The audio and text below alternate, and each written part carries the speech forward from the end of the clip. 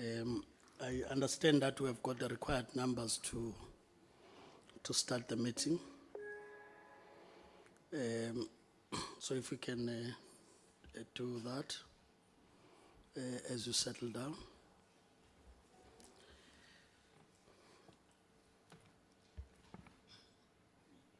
Yeah, let me start by indicating for purposes of the public that follows our discussions that we are convened here today as the Portfolio Committee on Employment and Labor in the National Assembly. And therefore it means that we are convened in terms of the rules of the National Assembly. And we are all expected to adhere to the rules of the National Assembly.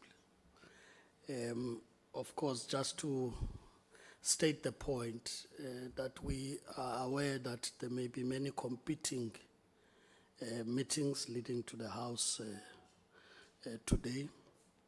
So we take note of that, but we'll try and use our time qualitatively so that we do not compromise the engagements we need to have.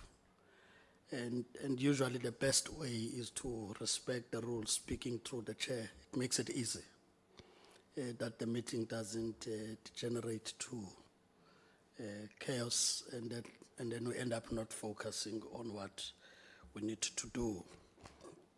We are meeting today also at a time when the Portfolio Committee would have gone through the oversight week in the Northwest. And I know that at this point the committee is not discussing its oversight report. That report would come through. But it's important to make this point, because even though we didn't have coverage as it would be, but South Africans were discussing what we're doing in Northwest in different platforms. And for that reason, we will take it that the Ministry and the Department General would take note of some of the things that come through that. One being that there were reports with regard to labor centers that are not functional, be it the Klerksdorp one, be it the Taung one, where you've got it fully furnished, guarded and all that, but the service is not getting to people because there's still outstanding matters of water connectivity and so on, which we think you should be able to deal with, including capacity constraints, where probably we need to communicate better. That in the committee we would have known that the moratorium now has been dealt with, but it didn't look like that message has cascaded down for them to understand that at least that matter is being addressed. But more importantly is that in the overview we're given of the province, there was also a point about non-cooperative employers. So when you are in a meeting, you may disagree, but until you go out and engage with the employers and the employees in the different areas. Of course, those engagements did not receive the same coverage compared to the arrest at Boss Paradise. So, but it does not mean that there have not been engagements elsewhere. So there were a number of matters where there were contraventions with a lot of things, that, including prohibition notices that were issued right on the spot, especially where there's been high risk if people continue under those conditions. Conditions of workers, quite bad in some of them, I mean, we witness those that will be living in an area where the water table has risen. They are in the water, so they have to use crates to get to where they sleep. And there will be separation even on racial lines from your quarters. So where Marius lives elsewhere and Maneli lives on the other, but doing the same job and so on, and the salary in that way. So I just thought it's important that though the report would come, for you to know that we were very thorough. And we're not only targeting farms, we did both the farms and the hospitality. And for that reason, that's why we're at Sun International. Even at Sun International, the report will confirm that where the contraventions were there, at least they were issued with that, including prohibition on others. I'm raising this point because the arrest has been turned into a racial matter of targeting a particular grouping in society and so on. And I think the message really is that from where the laws stand, you deal with employers, whether black or white, whether male or female. You deal with employees, whether black or white. You look at the conditions in that way. And if you contravene the laws of the country, then the law has to take its course. So that's really the point that I thought I should emphasize. I know we've issued statements in this regard and so on. But the employment and labor employees as well as SAPS in doing its work should not be threatened by mobilization to resist them from doing their work, as some may have communicated in the social media. So I just thought it's important that in my open remarks I deal with this part, because there will still be more arrests for as long people do not comply with the law. The law is made to be complied with. The only thing, of course, would be that to impress to you, the ministry, even at the level of the DG, on engagement with the sister departments, because we also can't ignore that the support we needed from Home Affairs in particular and SAPS, in some areas that was quite lacking. And it's important because the immigration laws in the main have to be enforced from that angle. So the joint inspections then create that opportunity that we can work together to ensure that all angles are attended to in terms of the laws of the country. So at least it shouldn't be that we are deterred by some mobilization when the law stands. So we should just do everything within the law. And if I may close this point by saying that just to prove that it has not been about a particular grouping, is that if you say these employees are undocumented and they are getting to a van, and if you say that the employer, irrespective of race, is also in contravention of the law, surely when they move into one van, they are equal before the law. So you'll not treat others different, right? It would have been something bad if you would say others must get into another car because they are at a particular level in society. But they have contravened the laws. So in this score, it's in practice that indeed, as a country, we can pride ourselves that for that reason, they are all equal before the law. So I just thought Minister must deal with this part before you even do your overview, so that in case you want to make reflections on the interventions you are doing with regard to the gaps, we also see you are able to speak to that.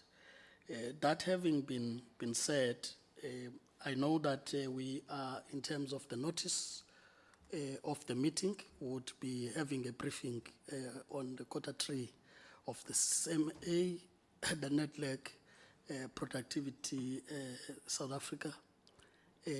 Of course, we did indicate that you also take us into confidence on the part of the AGSA. So as you present, you are reflecting also on those. Would then take minutes, which is more of the committee itself, as the last item. So that's the purpose. So as I now go to give the committee support, Mr. Sakasa, just to be putting it formal on record that we do have the quorum to proceed, but also record the apologies that have been received by the committee. Mr. Sakasa. Thank you, Honorable Chair, and good morning to the members, the ministers, and the department at large. Chair, we received an apology that says that the minister will be here for a short while because she has to attend cabinet meeting at 11. Also, the deputy minister, Nematsinga Chabalala, they will leave early, but they are here, Chair. We also received from Honorable Zungula and Honorable Van der Walt, Chair. Those are the apologies that I have from the members and the ministry. Also from the support staff, Uposhia, the committee assistant, is not well. She has been booked off, but all of us others are here, Chair. Thank you very much, Chair. Thank you. May I just check, honorable members, if there are apologies that may have not reached the office that you wanted to record? The Honorable Slepe. Chair, thank you very much. It's not an apology, I'm just doing, I want to check something. If... on apologies. Oh, So yes, this- I'm there, yes. Okay. I'm I checking, thought you were saying it's not an apology. No, yeah, I'm checking with the minister if she's leaving early. What about the questions that maybe will raise in here and then will be needed that the minister should answer, not the deputy, because there are also things that we wanted the minister to be present in the question session. Then I don't know when will be that particular, but if the minister she's leaving early, please can we sort that one? Okay. Apologies. We are on apologies. So we'll respond to this when we get to that presentation. Any further apologies? So I take it that they are, yes, is there anyone that come in? Sorry, Chair, I just forgot to mention that Honorable Nkopan is also still off sick. Thank you. Honorable Nkopane of sick, so we'll add that apology. Okay. So these are the apologies we've received. I take it that there are no objections in us adopting those apologies. And as I said, we'll address the part about questions, how we think we should deal with that. If there are no further objections then on the apologies, let's then get to the items at hand. As we usually do, would be asking the minister, sorry, is that an apology, Honorable Member? No, it's not an apology. It's just to appreciate that today I'm not raising a concern that the minister is not here. So we appreciate that at least today you've given yourself time to take this committee serious, even though you are leaving early, but your presence is acknowledgeable. Maybe before you leave, the questions that will be directly to you will get a chance of being addressed. Thank you. Honorable Mukwele, you see this apology, you guys are using it for other things.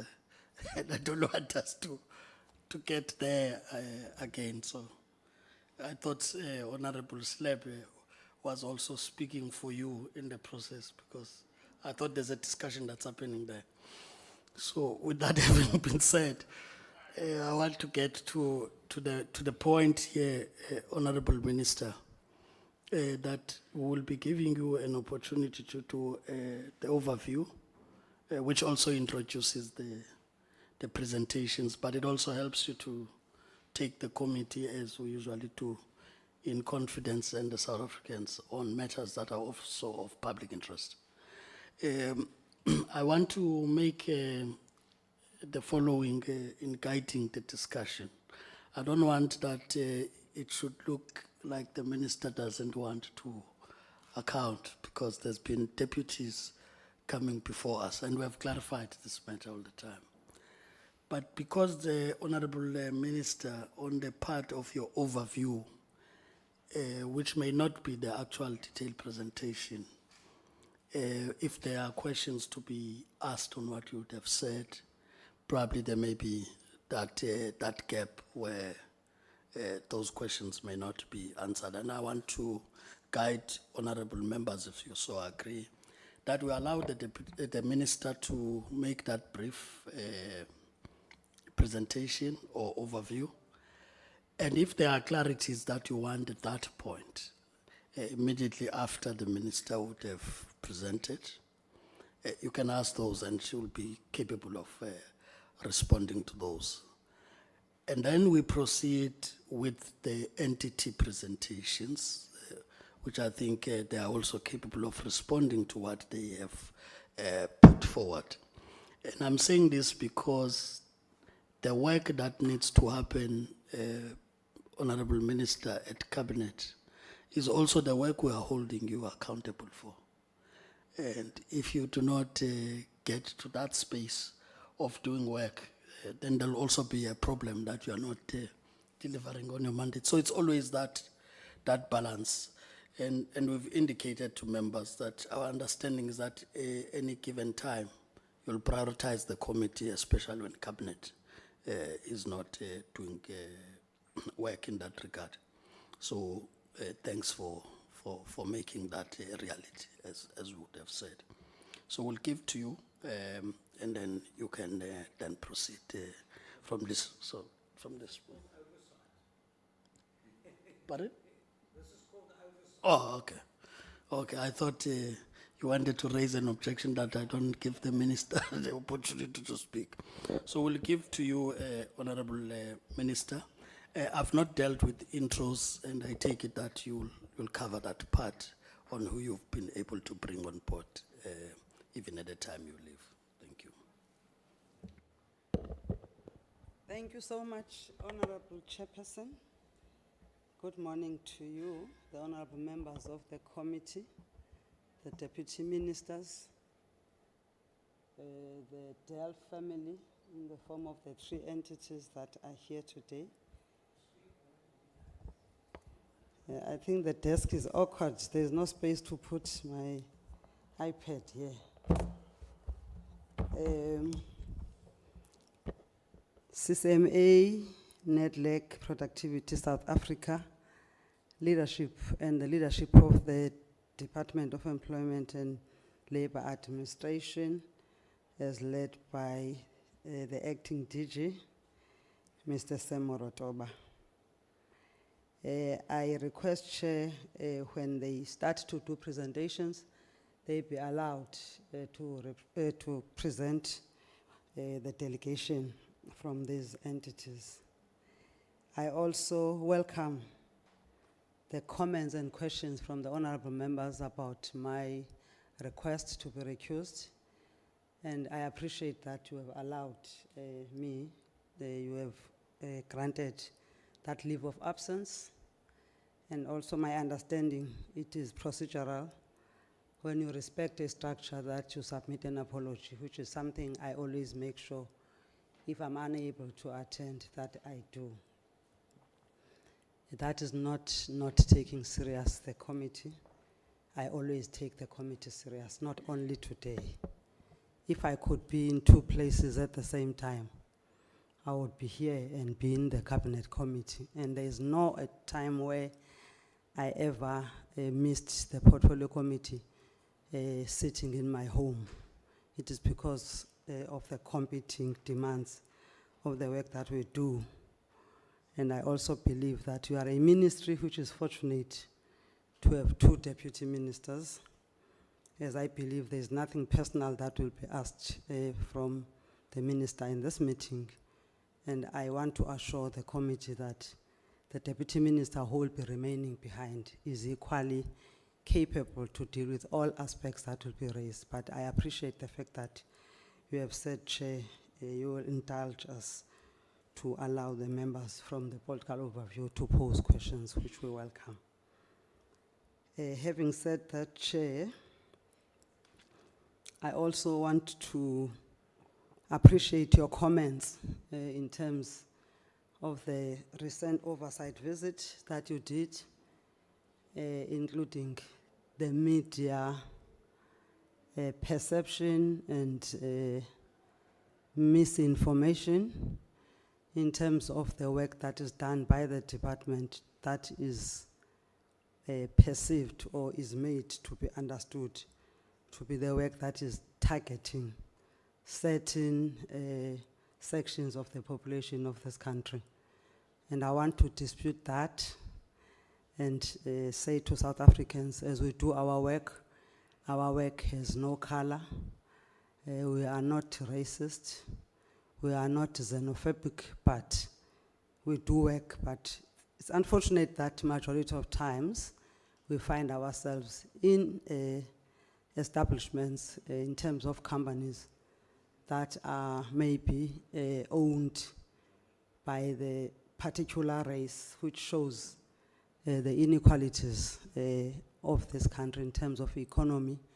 We must understand that we don't target any particular race, but you can't shy away from the fact that anyone in South Africa has to comply with the laws of this country, regardless of being whatever race or color, blue, yellow, navy, purple, who shall go to those institutions and do work. And we appreciate the fact that also the committee can attest to that there are no attacks that are targeting any section of our population, including the issue of us dealing with those who don't observe immigration laws of this country, who come to our country undocumented and find themselves now to be victims of the same employers that they might think they love them at the expense of South Africans, because they prefer to go straight to them and exclude South Africans in terms of giving job opportunities. It must be understood that we do this work to protect the country and also to protect those individuals who are coming from foreign countries.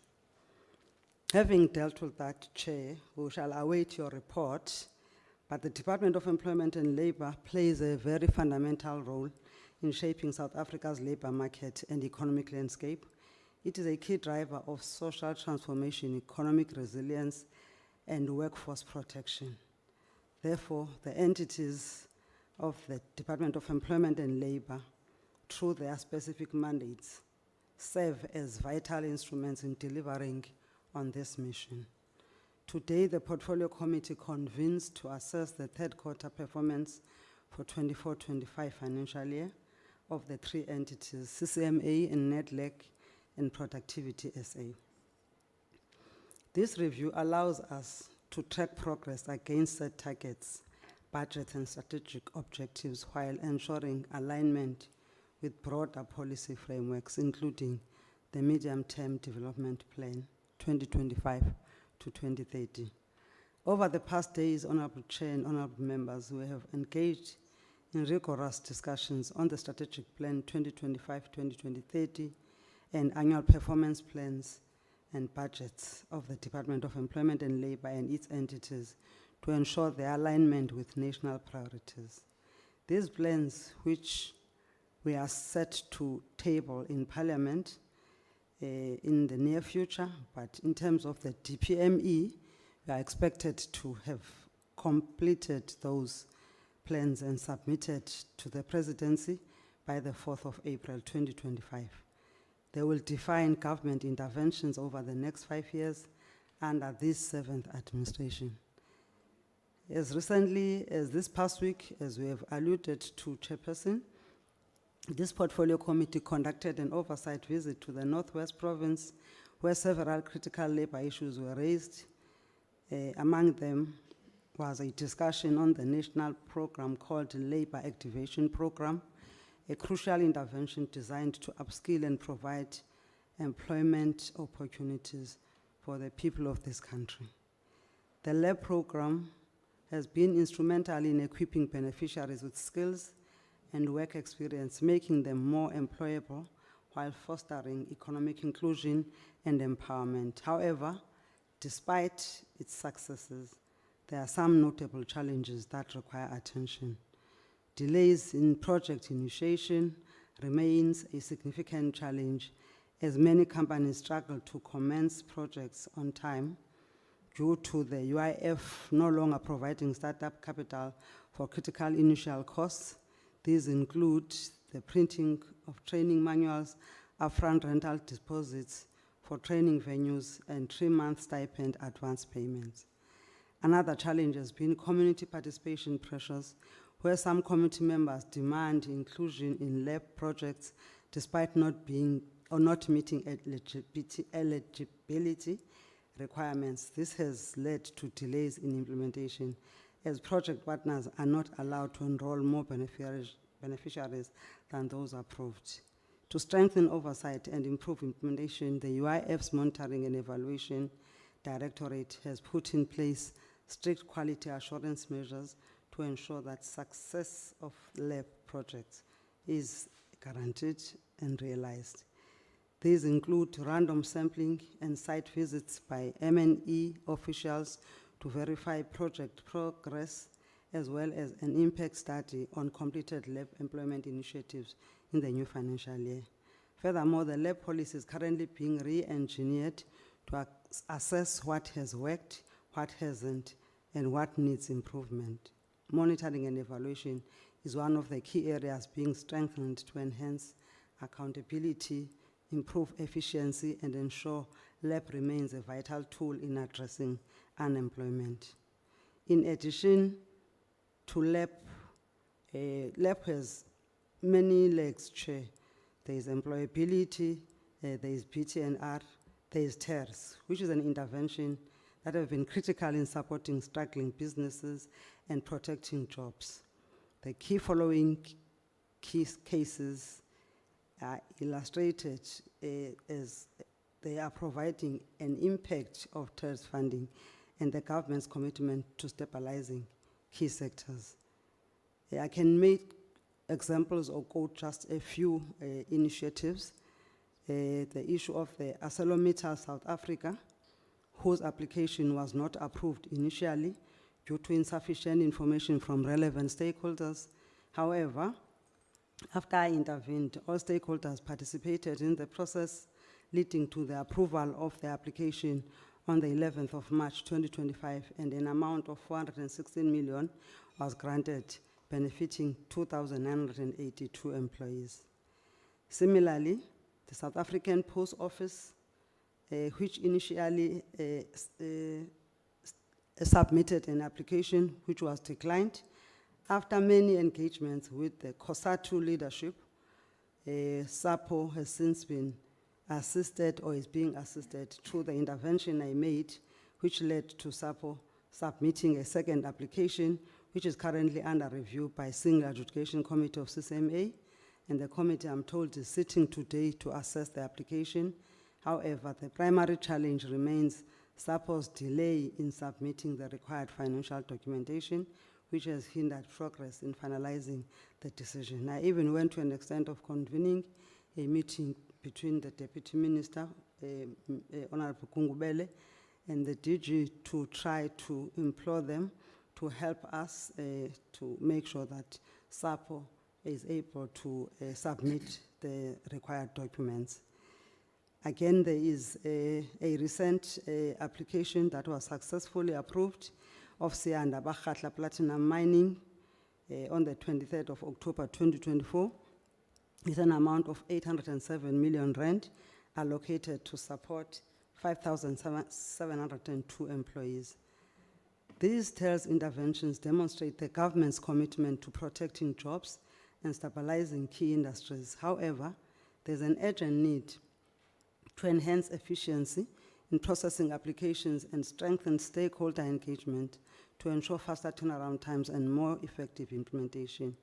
In recognition of the need for a coordinated and integrated approach to skills development and employment creation, I've been appointed by the President to chair the Interministerial Committee and a Committee of Government and Business focusing on skills development, employment creation, and small and medium enterprises support. This committee is tasked with identifying areas of collaboration between government and business and provide guidance on an integrated response to address skills shortage and employment and support to small, micro, medium enterprises. As part of these efforts, the department has approved 2 special projects aimed to fostering employment opportunities. The first is the Teacher Assistance Program, which used to be funded under Jobs Fund at Presidency. And after depletion of those funds, we initiated a process. This project falls under the Presidential Youth Employment Initiative and is implemented through the Basic Education Employment Initiative. The department has approved 4 billion rand to this program, targeting 140,000 teacher assistants across the country. This initiative is being implemented in partnership with Presidency, Department of Employment and Labor, Department of Basic Education, and the Industrial Development Corporation, which serves as the project's implementation partner. The second initiative in terms of the special projects is the Entrepreneurial Support Program, a collaboration between the Department of Employment and Labor and the Department of Small Business Development to enhance support for small enterprises and address gaps in the previous entrepreneurial program. The 2 departments are finalizing 50-50 co-funding agreement worth 1.2 billion rand. Under this initiative, the Unemployment Insurance Fund and the Small Enterprise Finance, the SIFTA, it used to be safer then, will each contribute 624 million rand to provide startup capital and business support for small enterprises. This partnership is designed to ensure sustainable entrepreneurship, development, job creation, and economic growth. These initiatives underscore the department's commitment to strengthening government collaboration, investing in skills development, and driving employment creation across multiple sectors. As we reflect on the 3rd quarter, we do so against the backdrop of a challenging economic and geopolitical landscape. The global economy remains volatile, shaped by geopolitical tensions, supply chain disruptions, and fluctuating commodity prices. The ongoing conflicts in key regions, shifting trade policies, and rising protectionism have created uncertainties in global markets with direct implications for South Africa's economy, workforce, and industries. Domestically, slow GDP growth, high unemployment, and fiscal constraints continue to place immense pressure on businesses and workers. These realities increase the burden on our labor institutions to drive reforms, enhance productivity, and ensure fair labor practices.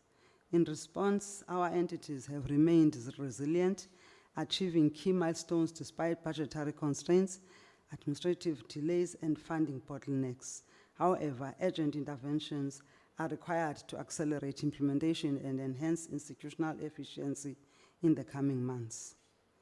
Nedlac, during Q3, Nedlac made significant progress in labor law reform, successfully concluding negotiations on 65 amendments across 4 key labor laws. The return of the Tobacco Products and Electronic Delivery Systems Control Bill from Parliament further reinforces its role in shaping legislation. However, several operational challenges persist. Ongoing TELS backlog resolutions remain unresolved, affecting workers and employers. Delays in unemployment insurance modernization continue to hinder efficiency. Finalizing the Nedlac bill with the state law advisor has proven lengthier than anticipated. Despite these setbacks, Nedlac remains a critical platform for stakeholder engagement, and efforts are ongoing to resolve bottlenecks. On Productivity SA, as a key enabler of enterprise recovery and competitiveness, Productivity SA has made important strides. In July 2024, the Unemployment Insurance Fund signed new 165.6 million rand funding agreement with Productivity SA for a 3-year period. Under this agreement, Productivity SA will provide technical support and business turnaround strategies to at least 226 distressed companies with the goal of preventing 11,300 job losses. The Competitiveness Improvement Services program achieved 100% of its targets.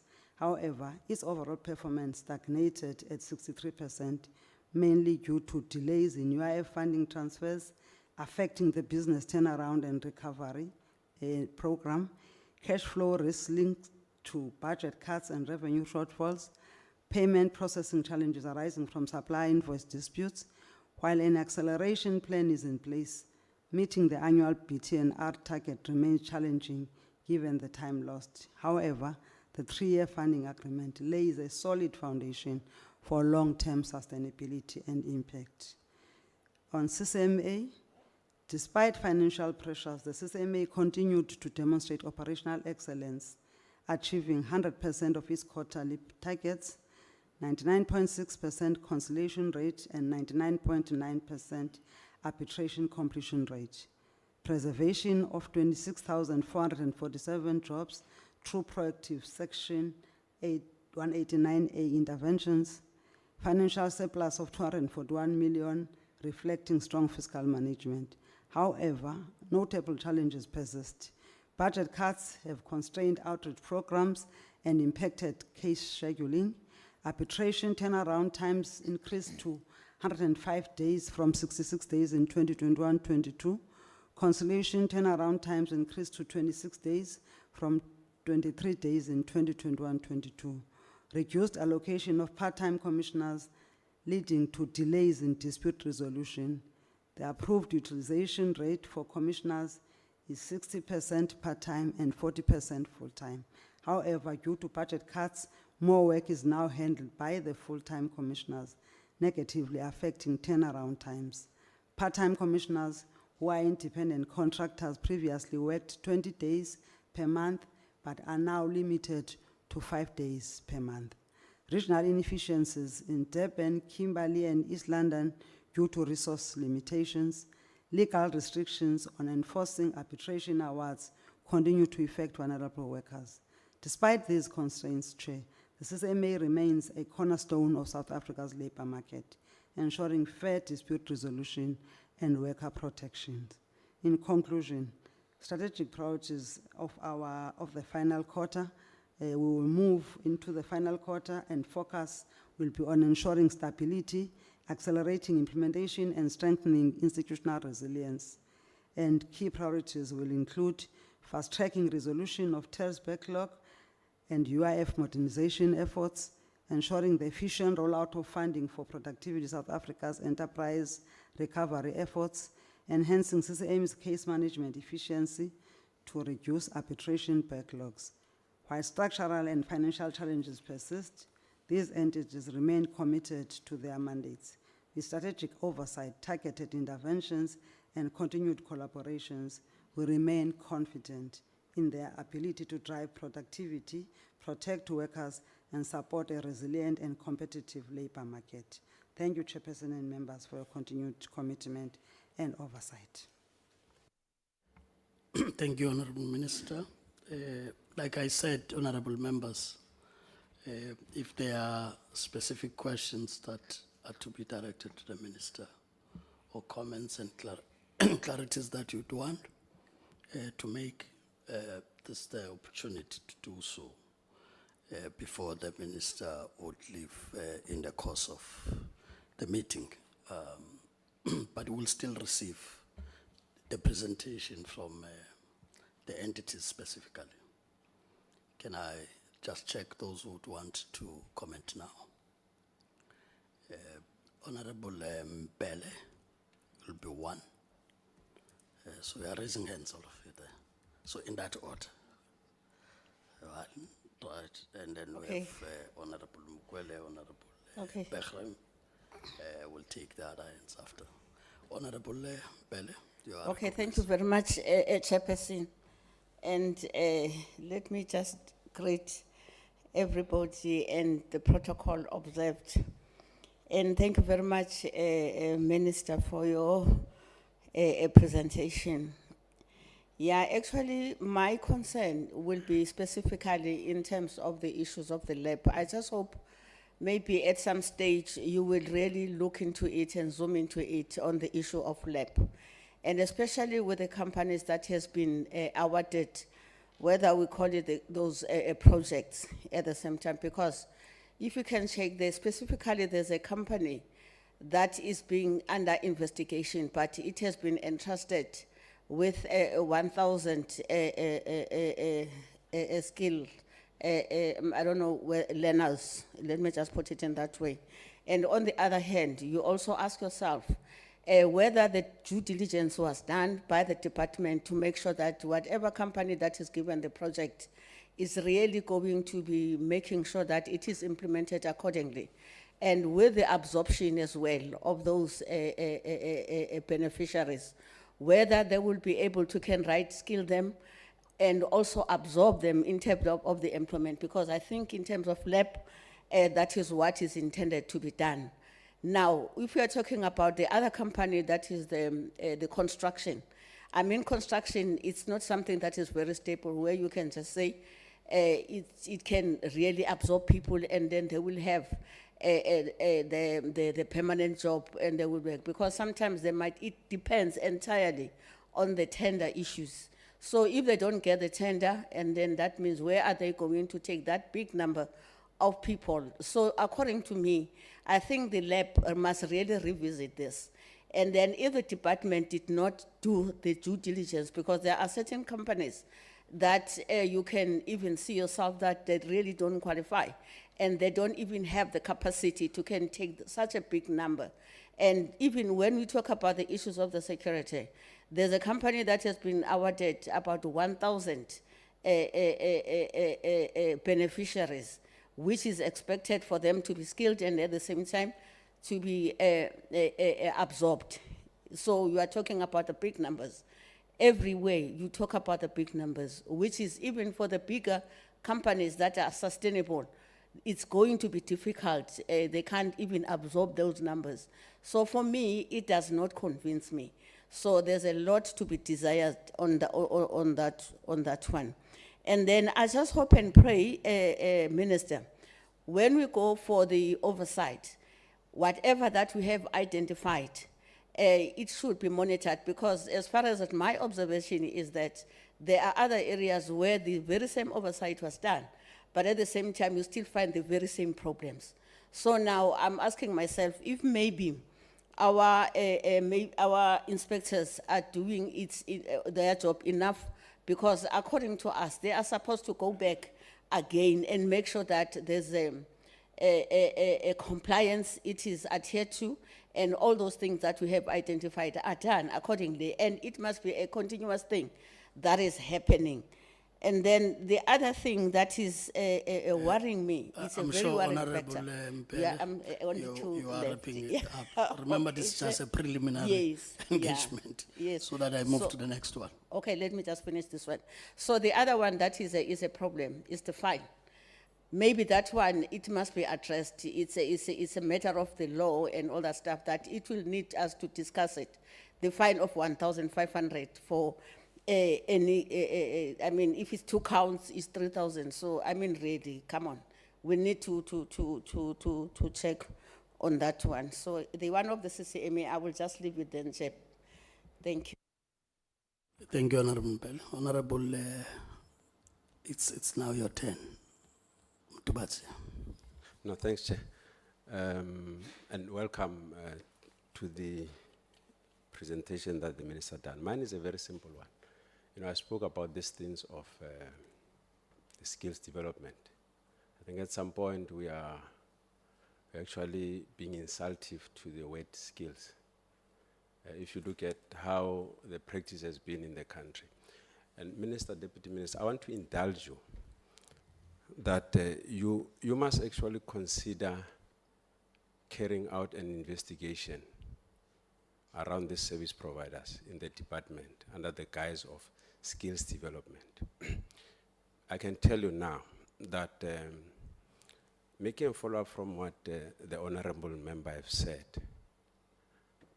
and I'll repeat this, the Department of Labor has become a cash cow, a sophisticated route where money is being siphoned by corrupt individuals without any fear of contradiction. Some of them are in the department to come and craft these training programs, sell them to yourselves, sell them to us. They look very nice. But immediately after these young South Africans have been trained, because there's no skills match. You don't know. Everyone just wakes up and says, yeah, there is a hole there, because it's looking at the cookie jar. They develop these programs. After our kids have left, they litter the streets. And it is on those bases that I want the minister to seriously look into this particular issue. If we have to launch an investigation on the service providers, let it be. Thanks, Chairperson. Thank you, Honorable Mtubatse. Honorable, it's your time now. Slepe. Yeah, thank you very much, Chair. Let me observe the protocol. I don't want to waste much time on that one. Honorable Chairperson, I just want to pose just a few questions to the Minister. Just the first one, Minister, I just want to check what informs the budget allocation for the lab according to the provinces, and then the adjudication process of those funds allocation, and the total amount of this program, because we've been getting piece and bits of this budget allocated by province. Like now, we only get to know after Honorable Sibia, that was the one that maybe posted that. Then we only found out that there was a money that has been given to Northwest. Then now, the next on the line is in Mpumalanga. And I am checking the huge gap between the allocated funds from Northwest and in Mpumalanga. What makes this kind of a huge gap? That's why I don't know what is difficult that the total amount of this budget of lab, how much is it, and then how it has been allocated to different provinces. Each province has been allocated how much. We want to know that. And then number two, what is the status unbundling and configuration of the UIF and the compensation fund? Want to check what is the status. And then the other thing, can we be provided with the details of the recipients of these funds and the monitoring system, whether ever since you allocated these funds, the monitoring process, can we be given the report that so far this money has been allocated to these companies? Then if we can be afforded the opportunity of see the report of the monitoring, and then if there's any monitoring in place, please, we wanna see that in practice, practically, that particular report on that one. And then, what is the full-time staff complement and dedicated to this department? And who's heading it up? Then the last one. Who's sitting in the adjudication process of the CCMA? And then who's the final a decision maker there. Please, thank you very much, Chair. Honorable Mukel. Thank you very much, Chair. I'm not gonna take long because I assume that the briefing by the minister is just a political overview of the department. Now, what I'm going to do, I'm going just to speak on politics of what she just said, and highlighting some challenges within the programs that are in the same department. Thank you, Minister, for availing yourself again and giving us this overview that you just said. But what you said in your statement, you highlighted the meeting with the Bakatla mining. And this area where Bakatla is, fortunate or unfortunate, is the area where this controversial lab program happens to be. It's a municipality where this controversial lab program happens to be. And fortunate is that it's a sub-region where I come from. So whatever that I speak out of knowledge of what is happening. Yes, indeed, Minister, there are challenges in terms of beneficiaries of this lab program. That on its own, it shows that there were discrepancies in the implementation of this program. Let alone the province not knowing exactly what is needed from them as the department, citing that this program is a national program, it was imposed to them. Maybe imposed is a harsh word, but what the director said to us is that we are not even, we don't know what is expected from us as the province. Yet maybe that's why there will be discrepancies. So I appeal to you that you zoom into it, because there's a lot of money of workers. I always say taxpayers, even if we know that it comes from the UIF. Those people that are contributing there are taxpayers because they are workers. They contribute tax to the fiscus of the country, and they contribute to the UIF. They are actually saving. The money that they save might be used in a fruitless manner.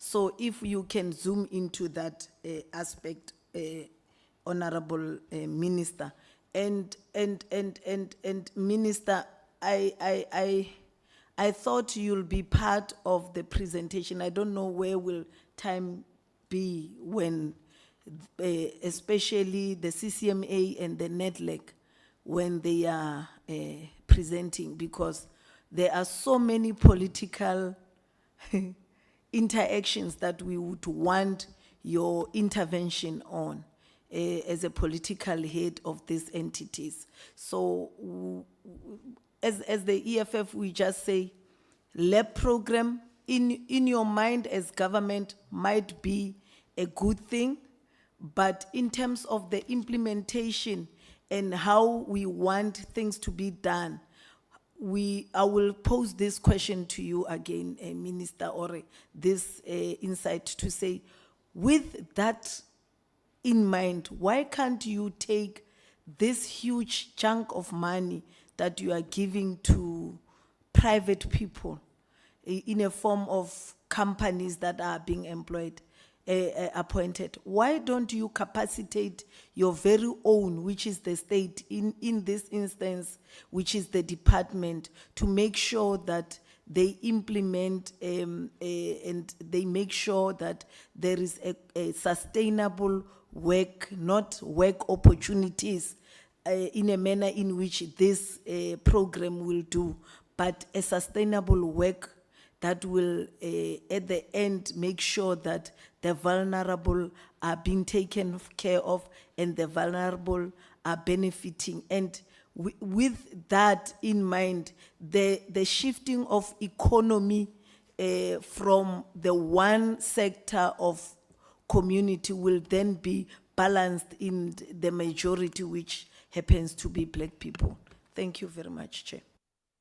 Honorable Behram, I'll then take any other hand. The minister would have to respond at some point because we have granted her permission to leave at 11. Honorable Behram, it's yours. Thank you, Minister, and thank you for the input. Minister, the LAP program has been a whole failure in the past. It's been a feeding trough where people could help themselves to enormous amount of money. When we're not seeing much results, we're seeing job opportunities and those jobs disappear. I've tried to do a small calculation, and even on your latest advert from the department, it looks like every single job opportunity that you'll make will be in excess of 50,000 Rand per job, just for the job opportunity. That's your, if you do the calculation, you do that rough calculation, it's probably a lot more than 50,000 Rand per job. Maybe you should start considering, Minister, the fact that government should be creating a environment for job creation and not creating jobs themselves. Government isn't there to create jobs. Government is there to create an environment. Maybe that should sink in. It's like that all around the world. Thank you. I don't want to jump in. Okay. I would then, if there are no further questions, ask the minister if you want to respond to those that you can respond to. I'm also looking at your time, though. Thank you. Thank you, Chair, and thank you, honorable members, for those insightful questions and suggestions. They are well noted. From the first honorable, I'm not going to attempt to refer to honorables by names because I missed other honorables' names. So I don't want to be selective. So we note the issue of the closer look. Already we have started, I have instructed the lab team to submit to me the report from the beginning of the program on how many companies were awarded, how many people were trained, where are those people?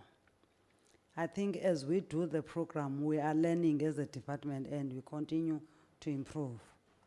I don't think at the beginning of the program, it was this emphatic, the fact that before you are awarded a contract, you must prove to the department that you have locked a deal, you have secured with an employer an agreement for those who are to be trained over those periods, different periods, because there is, for those who have no matric, a 6 to 9 months skills development program.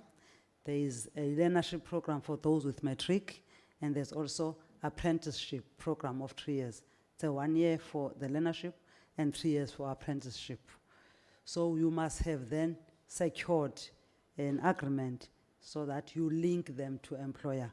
When they finish training, they don't go and sit home with a certificate, but they start to work. But we know not everybody is looking for employment.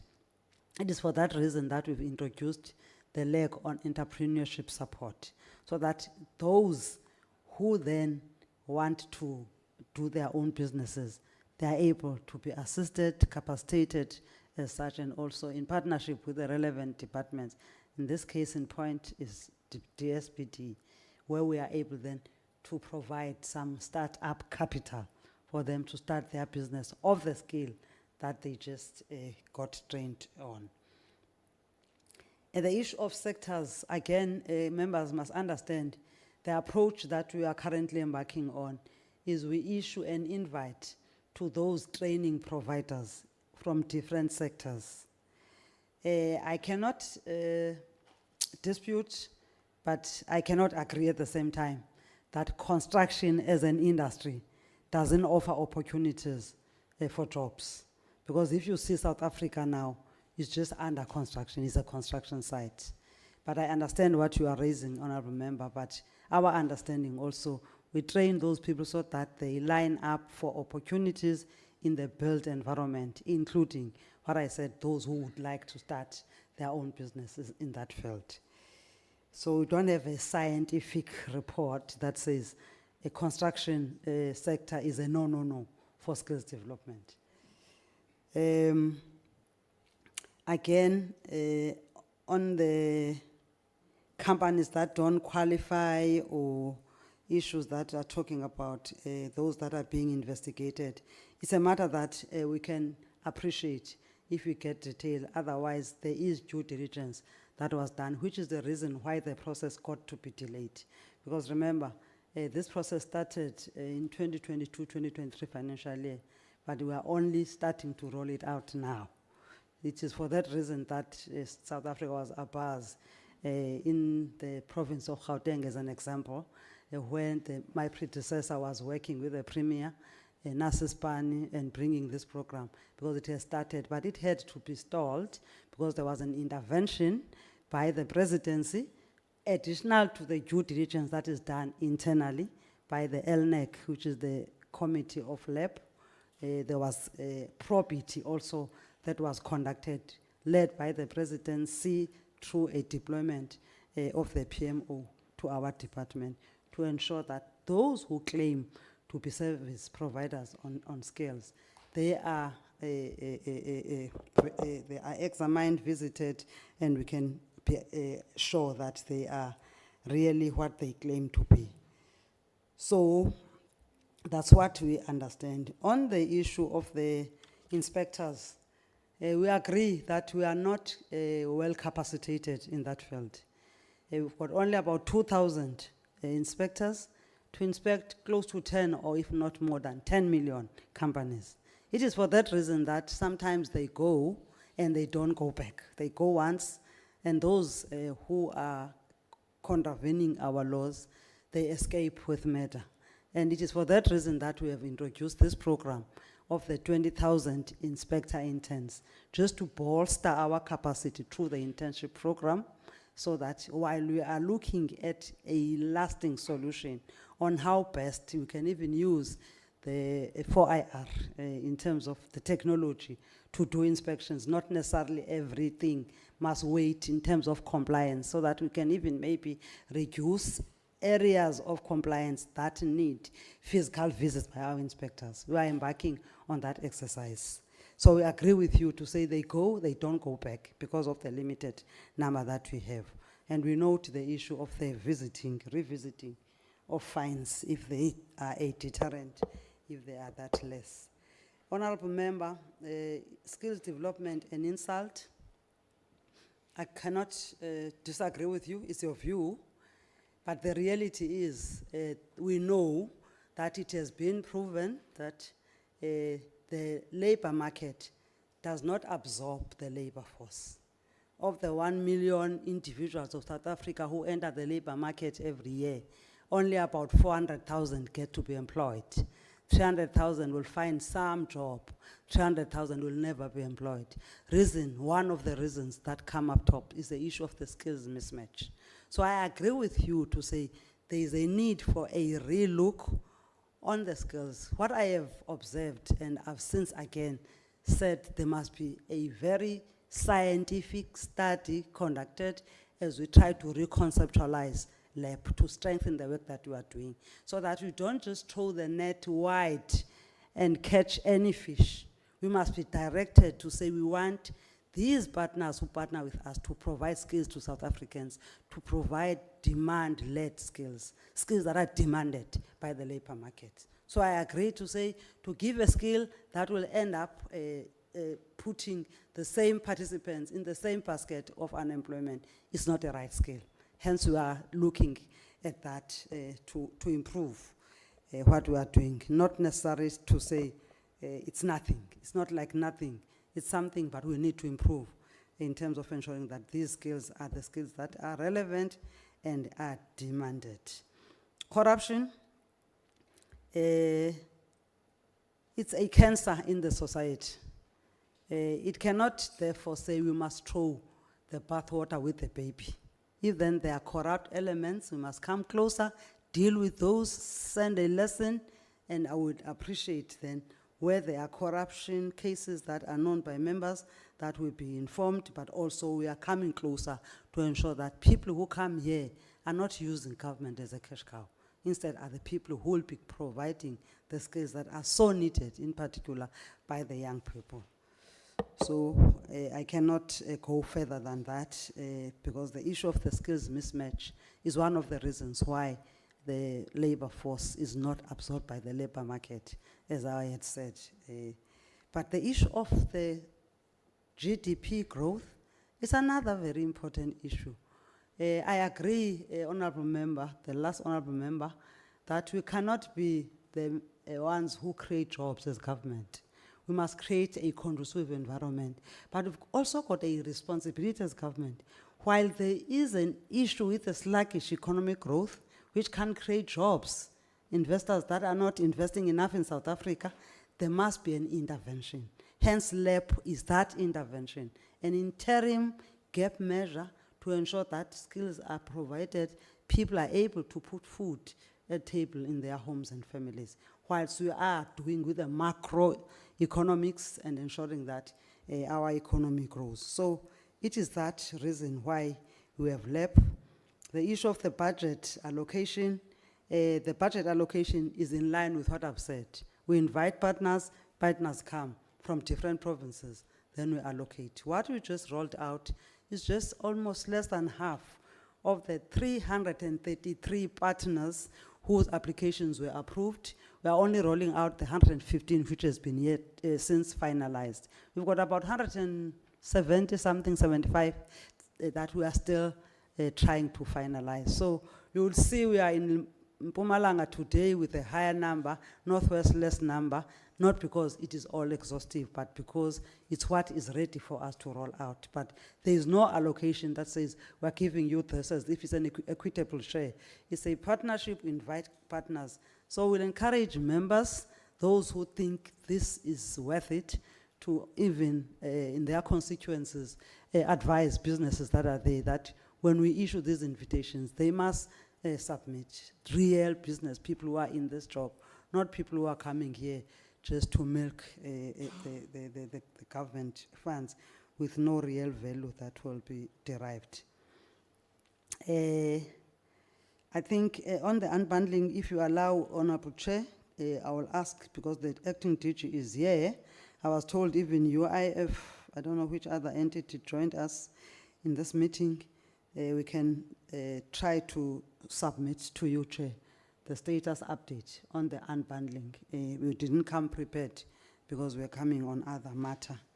The recipients and companies details, I think through you, Chair, we can be able to share information, which company is doing what where.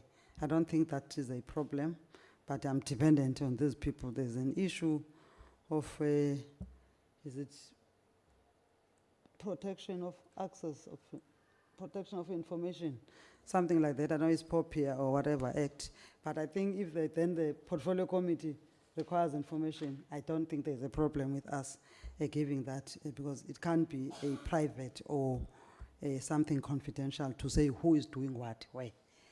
The MNE report, I'm still awaiting that, Chair. Once I receive it, I will gladly share it with you for the portfolio committee, but it's the one that I said I instructed the lab team to submit to me. I don't understand you can have enough capacity to train in different skills across sectors. There was a view by an honourable member that why don't we use our staff to do that instead of giving to service providers. I think the issue of the adjudication, who is there, who's heading, I don't know the names, but there's a committee called Single Adjudication Committee. I was confused now. The member was speaking about the compensation and unbundling, and the member switched to the committee. I that is leading, which I know this committee that we have at CCMA is the one that is linked to LAP on TERS. It's called Single Adjudication Committee. The names, who is the leader there, the director of CCMA is right here behind me. He may share the details. The challenge of DEL entities and other issues of politics and all that, yes. My overview was just politics. I did not go into a detail of administrative issues, but I did a snapshot because, again, even if there are politics, they must be in line with the work that we are doing. We didn't talk about meeting Bakhatla. I think the member misunderstood me. I was talking about the meeting on the SAPO, which is South African Police Office, Post Office, South African Post Office, with the ministry there and the DG to check how we can intervene on the issue of the SAPO application to save the jobs. But we were listing those companies that we have since awarded TERS. Under Bakatla is one of those, which is under TERS, because it's a company that is in distress, not per se LAP, but we note the fact that to say coincidentally, the challenges of LAP are in that area where that company is, including the fact that the member stays there. Then we'll be assisted even more on details. If there's a LAP program that was awarded there to a partner, if then there are challenges, my office is open that to engage even telephonically, that you can quickly go to see how we can resolve the challenges. The province doesn't know what is needed. The DG is listening, acting DG is listening. Maybe we need to empower our CDPOs and their management teams to understand, yes, it is a program that I know it's seated at a national level, but I thought the CDPOs are part of engagements and understand. Hence, even when you go to provinces, they are the ones who normally lead us to tell us what they've done in preparations for the projects or the program that we've been having in the past 3 months or so. I'm sorry, I'm gonna miss the part when the presentations are done, but the Deputy Minister will represent me well here. In particular on CCMA, he is delegated, he's a delegated authority to oversee CCMA. Yes. We are yet to see, Honorable Member, the issue of the failure of LAP and no results. I'm still optimistic, but I'm just rolling out the first lot after I joined the office. And I am monitoring it, and I'm gonna monitor it. It's not enough for me to go and give. And the reason why we want to make it public, to introduce these partners, to make them sign a pledge, read it out, people listening, working with premiers, with MECs, with mayors, MMCs. We want them when we are gone to remain monitoring, having heard that you are given this. You don't want to do it in a corner somewhere in an office. We must give you the money, and that money is not the money that goes to those service providers. Hence, we are calling them our partners. And I agree with you.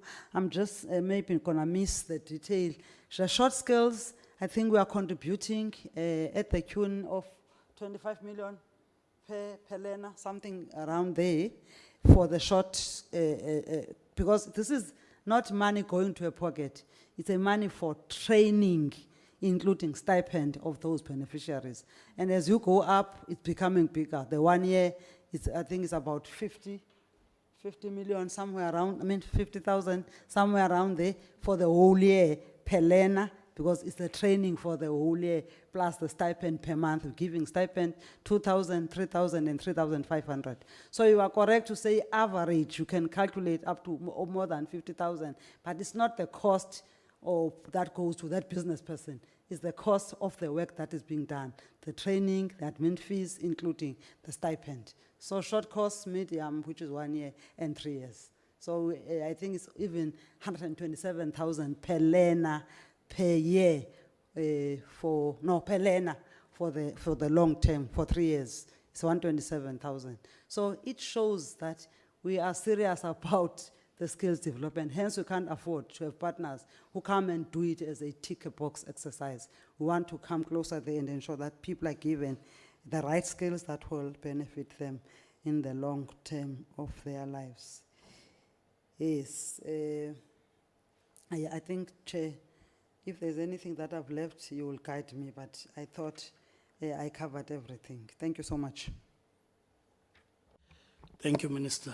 I think you've given the responses. Honorable Sleper, you can't say no. No, you can't say no. So my summary is correct.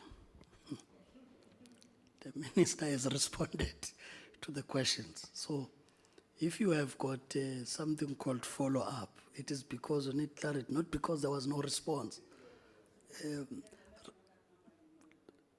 So that's the thing. So the point I'm making is that the Minister has responded, and we have an opportunity of making even follow-ups, get other matters in writing if need be.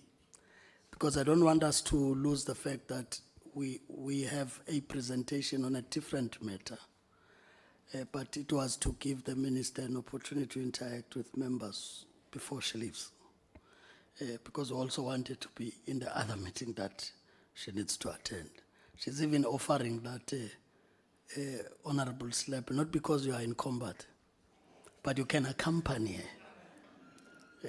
That as you go out, you can be able to just clarify the point so that the meeting doesn't stall on the basis of that. Like I'm saying, you can also put it in writing for purpose of record that you can also get that through.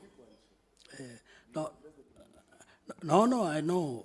With you, once you start by saying I'll be very short, it will be something else.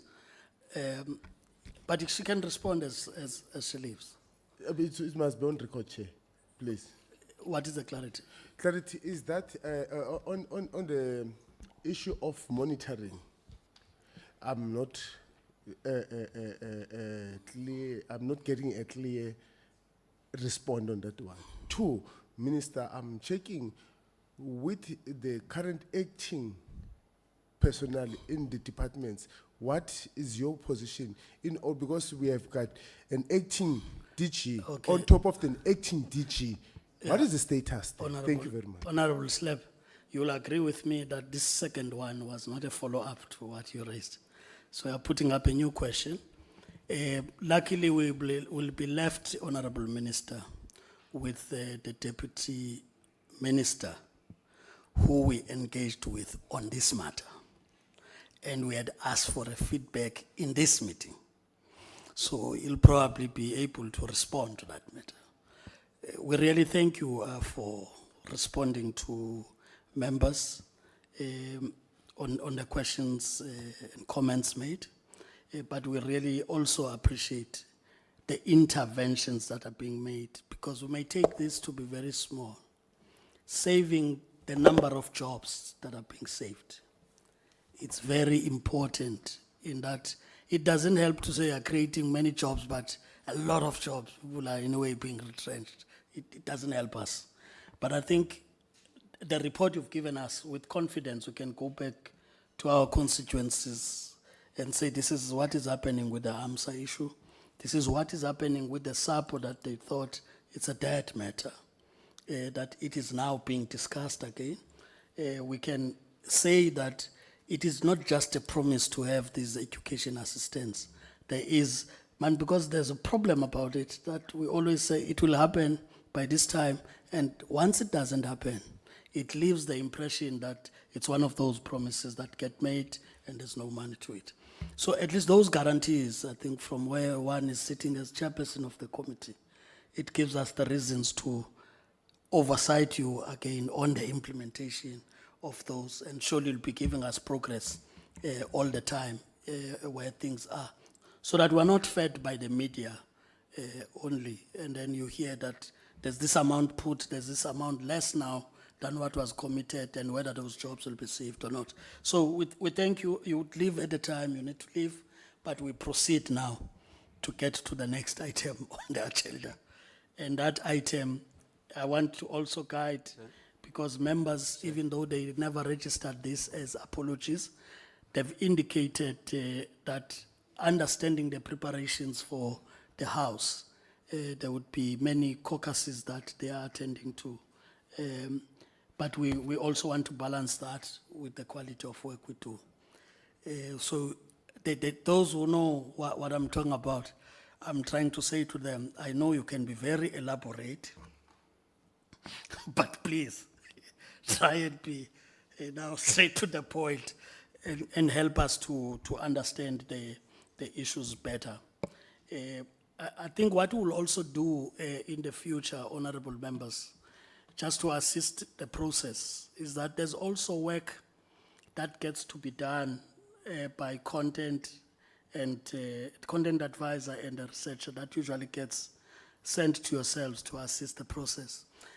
Is that we would have to, in the other meetings now, we'll just give 5 to 10 minutes for you to get the reflections of content and research work from the side of Parliament on the reports that we are presenting before us, such that even if we do not cover those areas, at least you would leave knowing that there's also this view from a point of research and content. So it helps so that we also appreciate the work they do behind the scenes to enrich the work of members in doing their oversight. So at least there's that element. So we'll now take, as I said, the reports, starting with, I think it's the CCMA, right? And as I said, it's not personal. It's just that I was warning people that I know can be very elaborative now, that please adhere to the time. I would want to give you what is maximum, so that if you go over by 2 or so minutes, I don't lose much.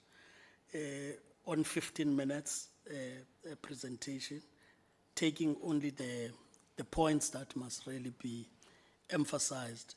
And I'm taking advantage that the minister has given us a political overview already, which also speaks to some of the areas. So the 15 minutes should do in that way. We'll then, after taking honorable members the 15 minutes each, give about 5 minutes. There was an outstanding matter we sent back, if honorable members would remember, on UIF. We're not happy with the feedback we're getting from the Chief Information Officer, and we ask that he comes back on that matter, so that we know how you are responding also to the AG that has raised the matter with regard to systems. So we'll do that as part of the AGSA responses. Just 5 minutes. You probably want to demonstrate to us something. He tried to do it in the oversight, just to make the point that he was responsive even at the time.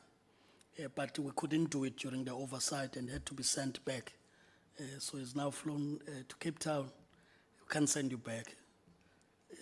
You must do what you came here for. So the 5 or so minutes we'll do. And then take up a discussion.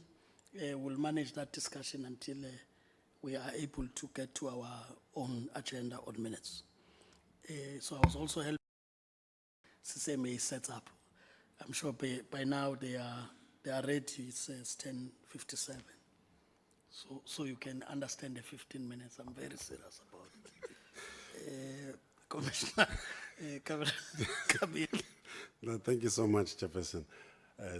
To you, the Chairperson, the members of the committee, the Deputy Minister and the Minister just left, and the other Deputy Minister. Chairperson, we will definitely save you a lot of time. The presentation will actually be 5 minutes, I think, given that the Minister has covered actually substantially everything that we'll talk about. I'm going straight to slide number 3. I believe, Chairperson, this slide is a complete summary of what the quota looks like. I'll just refer to the second slide, to slide 6, then that'll be the end of the presentation. When you look at the slide, you will see that in the third quarter, as far as the financial overview is concerned, we have expended 73.4% of the annual budget. That's just above R1 billion. in the third quarter, with that 2.1% favorable variance. That is as far as the financial performance is concerned, so there's nothing else to report. On the irregular and fruitless expenditure, the only one worth reporting is the second one. The first one is about the barcoding on the chairs, and they couldn't find them, so it led to that 10,000, which is a possible irregular expenditure. And the second one is a court order. I think it's somewhere in Limpopo, I'm told, against us because of a certain finding that was made by a commissioner. That's essentially what it is. There's no other. That's all we have. And then we are also expected to report on the findings of AGSA, the audit of South Africa. We had, just historically, Chairperson, when we started in 2016, 2017, we had about 42 findings, including, material findings. We've progressed since then. So if you look at the 23-24 on the external audit findings, we only had 5 immaterial findings, and 4 has been resolved. Only 1 is left. That's essentially the report on that. If you progress to slide number 6, that's the performance of the quarter. That's 100%. That's the end of our report. Yeah, thank you. Members have read anyway the presentation, so. But indeed, the slides you've pointed out summarize where things are. Can I move to the next? What is it, Nedlac? No, you can just note, Honorable Behram. We'll just now take, it's Nedlac now? Yes. Nedlac, with the intro that the DG was, ATG was left to give for new people.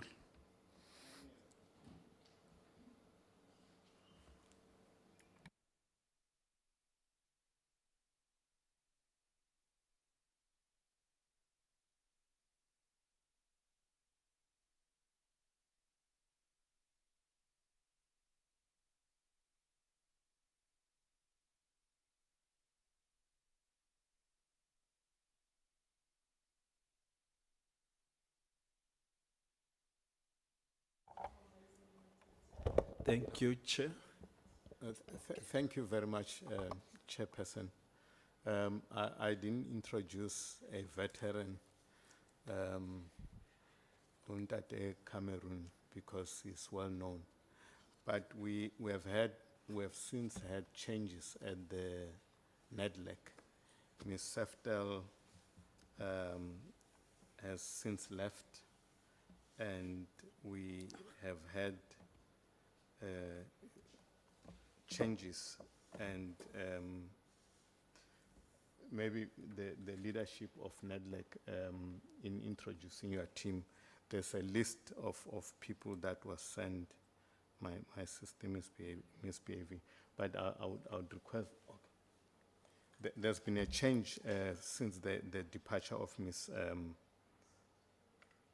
Seftel, and we have Tate Mampuru, who is now the executive director of Nedlac, and I'm sure he's accompanied by the CFO.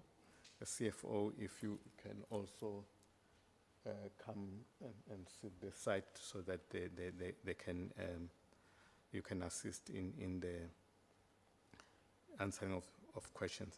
Your surname is bit Sham Shooting. Okay. That's the team. Thank you, Honorable Chair. Should I'll introduce the productivity team when they come to present. Okay, thank you. Can then proceed, Mr. Mampuru. Welcome to the committee. Thank you, Chair.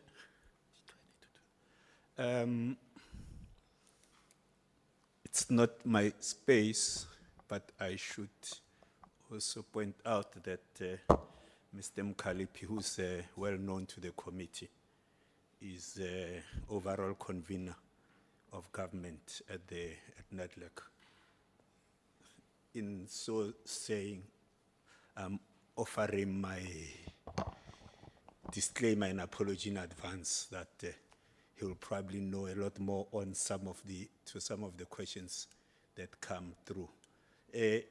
Chair, I'll also save you time, so I'll do like the CCMA and go to the next slide, which summarizes our performance. You've said, Chair, that the committee members have read the reports. The summary shows that it is only with respect to one of our areas of work that we can be said to have underperformed. As for the rest, with respect to what we are due to be reporting on this current, with respect to Q3, we have achieved everything that needed to be achieved. In terms of administration, there's one area of work that we need to report on during this particular quarter, which we have performed fully on. It's only with respect to the core operations, and this is just as you will see with the slide that follows. That's just in respect of the time it had taken to produce reports with respect to Section 77 applications, but everything else was achieved per plan. To the next slide, please. And this just explains our performance, and that is essentially what I was saying, that the underperformance recorded there is with respect to Section 77 reports. Thank you very much. Next slide, please. And in here, we then zoom into some of those Section 77 performances that we said we had not achieved on. We also talk about the dialogue that was had with the Minister of Finance and what has come out of those dialogues. And then, of course, there were other activities of the Public Finance and Monetary Chamber that we engaged in, including the two-pot retirement system, the National SO bill, which was referred to us, as well as National Treasury having presented to us the work of the Financial Action Task Team. Let's go to the next slide, please. And with respect to the Trade and Industry Chamber, we reflect on the work that we've done there with respect to processes as well as other activities which I believe the committee has had sight of. There's been reference to the employee share ownership and related work, SARS work, SABS work, and all those NRCS work that were presented to us at Nedlac. We have had trade discussions as well, and those are some of the discussions and the updates. Some of this work we probably have presented to the committee previously, and we are just updating the committee that we have done our work with respect to the trading services proposals to the WTO. We have had discussions on the WTO dispute resolution mechanism, as well as on SACU. And we continue to undertake research on issues of trade. Next slide, please. And then we've done our economics unit also has had its work streams and task teams do their work on freight and public transport, as well as on energy. Those are some of the specifics that the committee members would have read about in respect of our freight and transport, as well as on energy. Our Labor and Development Chamber has also engaged. I think the minister rounded them all up to 65 changes or potential changes to the labor law in terms of labor law reform. And of course, there are several issues that were covered in there. There's been media reports with respect to some of the implications of this work that has happened. In terms of Section 77 notices, I've already referred to this. We summarized them there, AMCU, Solidarity, and others that had submitted Section 77 notices that were processed. The UI work, the committee is most familiar with it. I won't dwell much on it. Apologies. In the development chamber, there's some processes and dialogues that were engaged. These registries, review of the white people local government, and then there were other activities in that regard. And then we summarized the work of the Presidential Climate Commission. The committee will be familiar with the fact that the Presidential Climate Commission is incubated within Nedlac, although it does its own work. It has undertaken some policy and scientific research and recommendations that were generated out of that. And of course, it has further engaged with stakeholders. I think constituency capacity building continues to be done. Community has done its very specific ones. The committee has spoken about the Nedlac revision of the Nedlac Act, which is we've taken note of the expressed frustrations and concerns with how long it is taking and its potential bureaucratization. That is fine. We agree with the committee on that. And then, of course, issues of corporate services, we continue to review our work so that we become as mean and lean as possible as an entity. Farhan will take the committee through the financials. Thank you. Thanks to you, Honorable Chairperson and honorable members. The first slide on the finances is an overview of the revenue and expenditure. We've put through the Q3 year-to-date figures for the current year, and also on the first column on the left, the Q3 prior year figures for information purposes as well. In terms of our revenue, our grant revenue or transfers, we received everything that we were supposed to receive up until excuse me, up until the end of Q3, which is 56.8 million, as per our approved revised budget. In terms of the donor funding income, we received 7.2 million as compared to the 9 million that we were supposed to receive. The donor funding income is specific to the Presidential Climate Commission, our program 4 within Nedlac, where they do raise some donor funds and we receive it through their donor funding fiscal host. So there was an under receipt there of 1.8 million as there were delays in receiving some of those payments in Q3. This is the first financial year where the PCC through Nedlac has received donor funding income. In terms of our interest and other income, it's 1.4 million compared to the 1.1 million. Surplus funds that were retained, it's much smaller in the current year. The year-to-date figure was 1.4 million, which we've then accounted for accordingly. In terms of our expenditure, a slight saving on our compensation of employees of 600,000 due to a vacancy.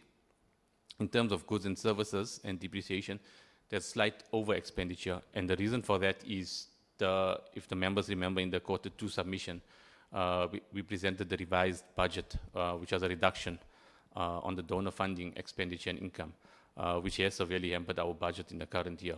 So there were some contracts that we already had entered into prior to the financial year, and we've been obviously dispersing and expensing on those contracts during the current year. There has been a push within the entity to reduce expenditure as we move towards the end of the year to align to the revised budget that was tabled and approved. It then left us with a total deficit of 3.3 million as at the end of Q3, which was down from the roughly 6 million in the previous Q2 quarterly figures. If we can move to the next slide, please. We've just broken down the program budgets versus actuals, and it paints a similar story to what I've just told you. And the over expenditure you're seeing are in relation to those service provider contracts that we entered into in the prior financial year and have continued into the current year, which, as I said, we're trying to manage after the revised budget reduction.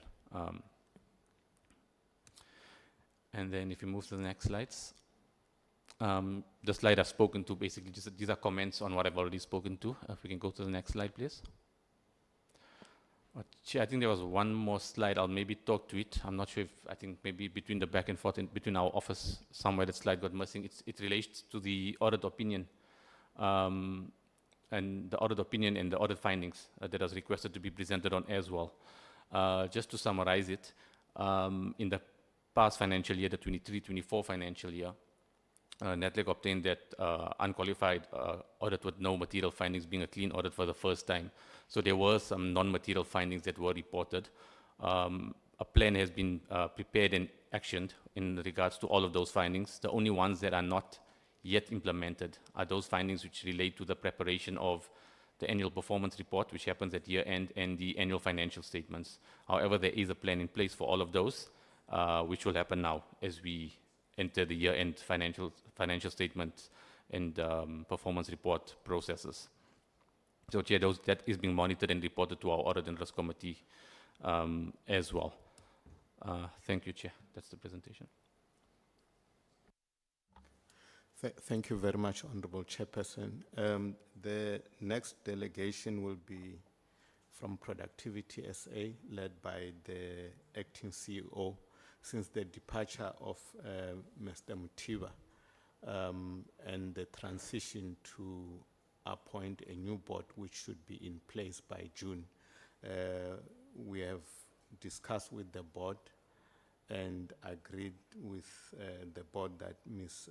Amelia Naidu will be acting, and she will be presenting the report and the financials as well.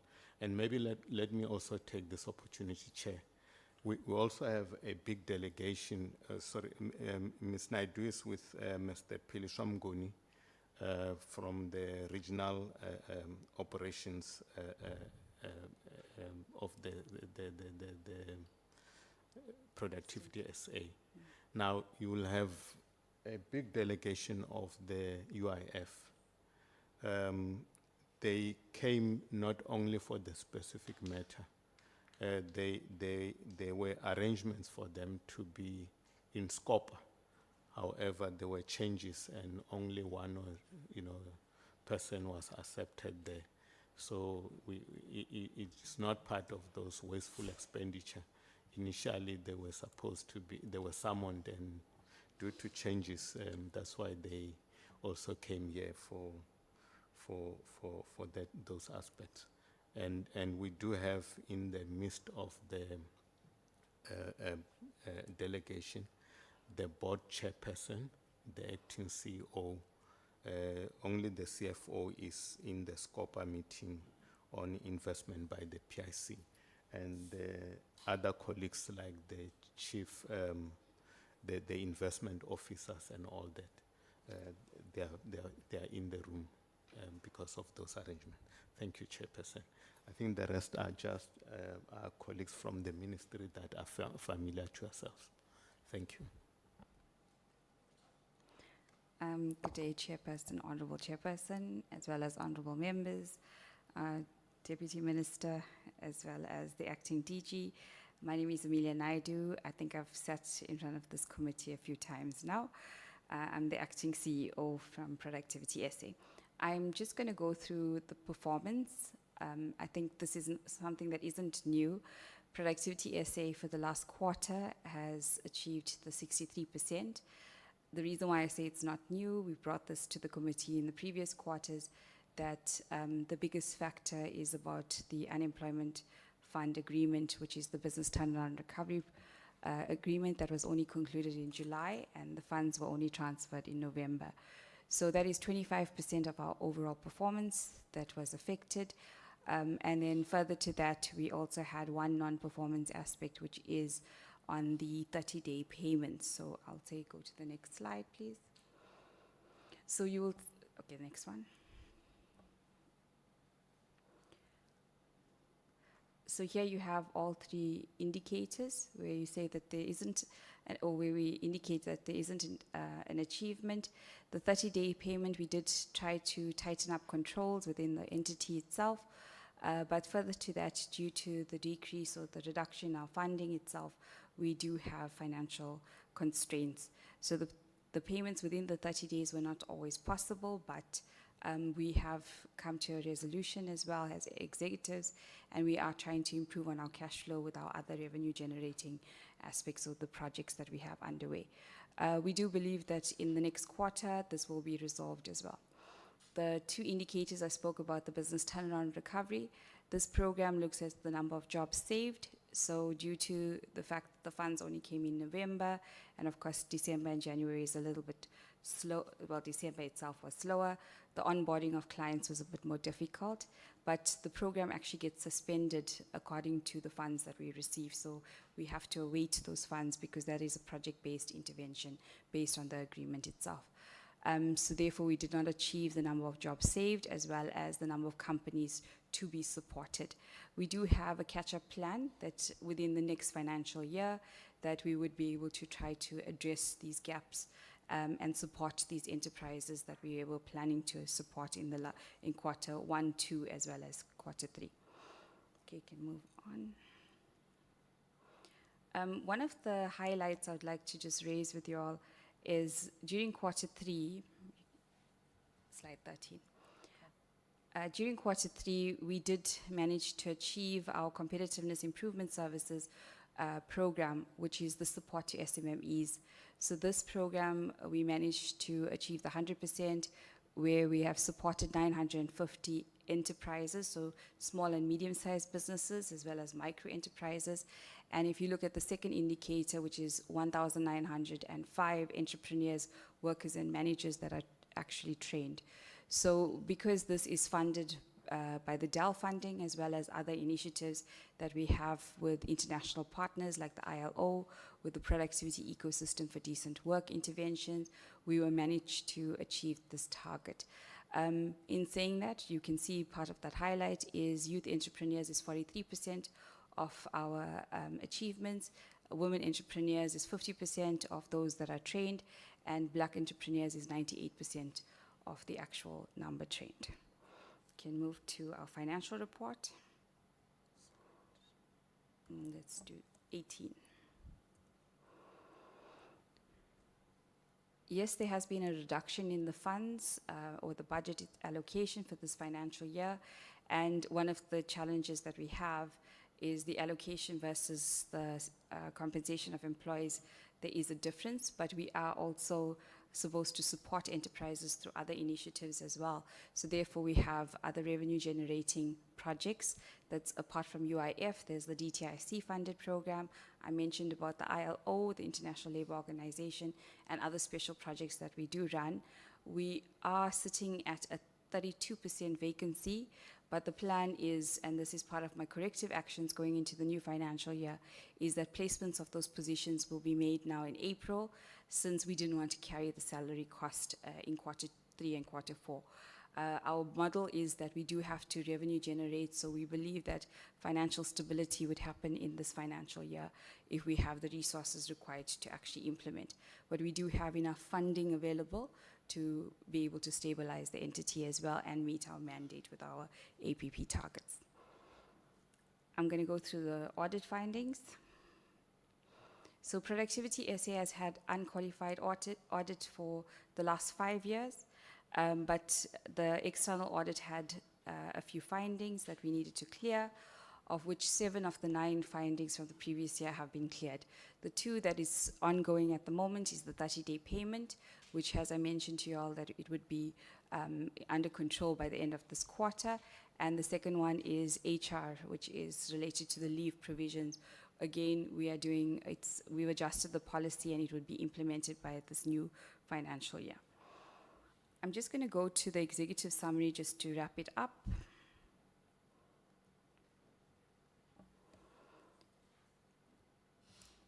Okay, in the executive summary on page number 2, we did speak about the achievements, but one of the things, even though there was a delay in funding, signing this new agreement that the minister alluded to is very important for us as an entity, because this is now aiming at saving jobs as well as creating jobs ultimately through the business turnaround and recovery. I mentioned about competitiveness improvement services, achieving all the targets, which is to support entrepreneurs, and that's through capacity building, but also through interventions for the entrepreneurs so that they become more stable and they actually grow their businesses over time. Third achievement for us was the National Productivity Awards that we held, which was actually attended by our minister as well as the deputy minister, the previous deputy minister. And it was a great success to showcase the interventions within the enterprises. So it's actually the enterprises that have created jobs, that have improved their productivity levels, that are awarded at that event. And it's small and micro as well as medium-sized, large businesses, and we do look at public sector as well. The challenges that our minister alluded to, but also the acting DG has just mentioned as well, apart from the funding or the timelines of our funding agreements, it's also about the board itself. The board would come into effect, the new board, in June, so therefore the appointment of the CEO will only happen thereafter. So we do have a very high vacancy rate as well, and we're trying to stabilize the entity, but we are supported by the Dell family itself, so by the minister as well as deputy minister and our DG. The cash shortage side of it, which was a huge risk for us, it is something that exactly the amount that our funding decreased by is what we had to request for mitigation by the department, so that at the end of March, they actually allocated a 9.5 million rand towards Productivity SA. We are, as I said, prioritizing filling the vacancies, but business critical vacancies, so that we can deliver on our targets itself.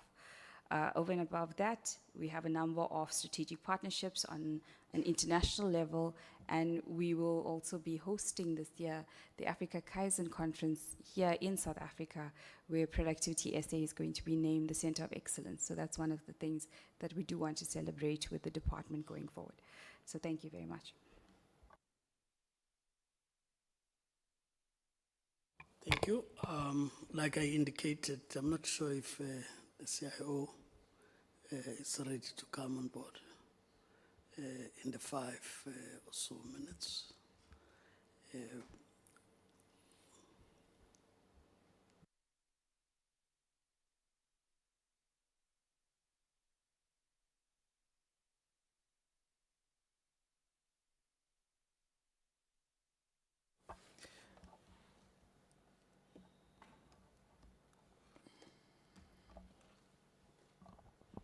Good morning, Chair. Good morning to the members. Morning to the DM, acting DG, and the senior colleagues that are present here. I'll try and break the veterans record of 5 minutes, Chair, with your permission. Maybe, Chair, because of time limitations, I can just stick to the presentation as it was prepared on Friday, the 28th. Just go to the presentation mode. If time had permitted, we would have done the full demo of the system. Insofar as that, Chair, I will base my presentation and submission on 3 slides. The rest of the report, I think the committee has read insofar as the implementation. In the last committee, the DM reported that indeed we've got an online system that is present, and we have done a rollout. And one of the requirements was that during the portfolio committee, we then do a breakdown insofar what is the implementation and the status. Obviously addressing some of the control issues that were raised by AG and the service delivery improvements. As of the 28th of March 2025 at 10 a.m., Chair, there were 57,000 claims that were processed and paid by the fund within the new system.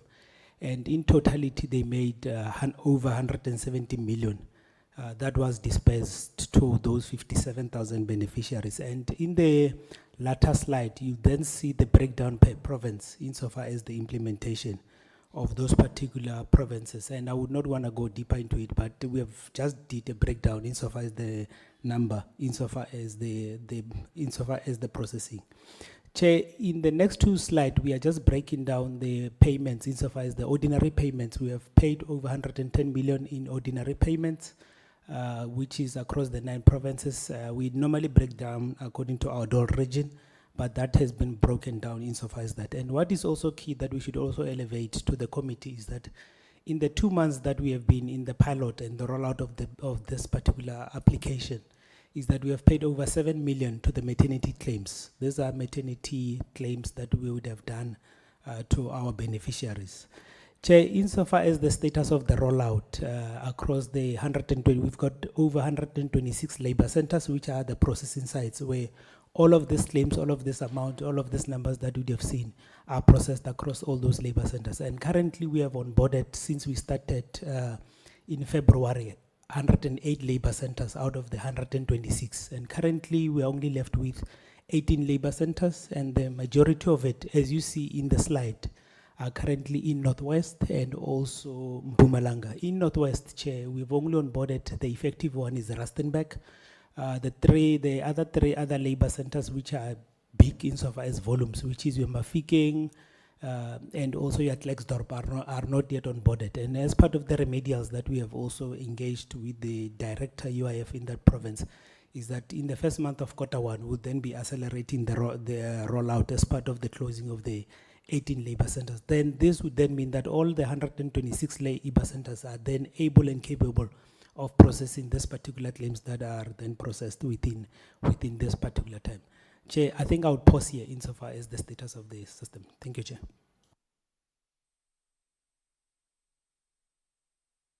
Thank you. That's the brief presentation in response. I'm sure the Deputy Minister would know what he owes. And he will then speak to that when he has to respond. The vacancies report will indicate later how we are getting that. So that all the debts are paid off. So, yes, so, yeah, but honorable members, on a serious note, will now get to the engagement with the presentation. And if you are asking a question, just remember, if it's very long, there must also be patience to get the response. So we noted previously that a member will ask the question and then leave before the questions are answered. And in that score, you'll then have that question hanging for the next meeting. Because today we are all going to the same house, so we should have time to get the response. If you will not make it for the response, I want to advise members that it's better to put it also in writing, so that when the response is made, it can be placed on record for all of us to know what could have been the response, and we can make follow-ups accordingly. So the time now is 11:31 on my watch. So we'll take the engagement to at least taking questions and the responses to the questions, Deputy Minister. We should be done at least by 12:30. That will be enough time to really engage properly. And that by the time we get to 12:30, at least a few minutes we would use to approve our own minutes for legal standing. And still have an opportunity for members to attend, as I said, to different caucuses as they indicated to me as the chair in the beginning, when we're to start. So I would want us to cooperate with each other on that as I take down the names for members who would want to contribute. So if you can raise your hands so that I take you down.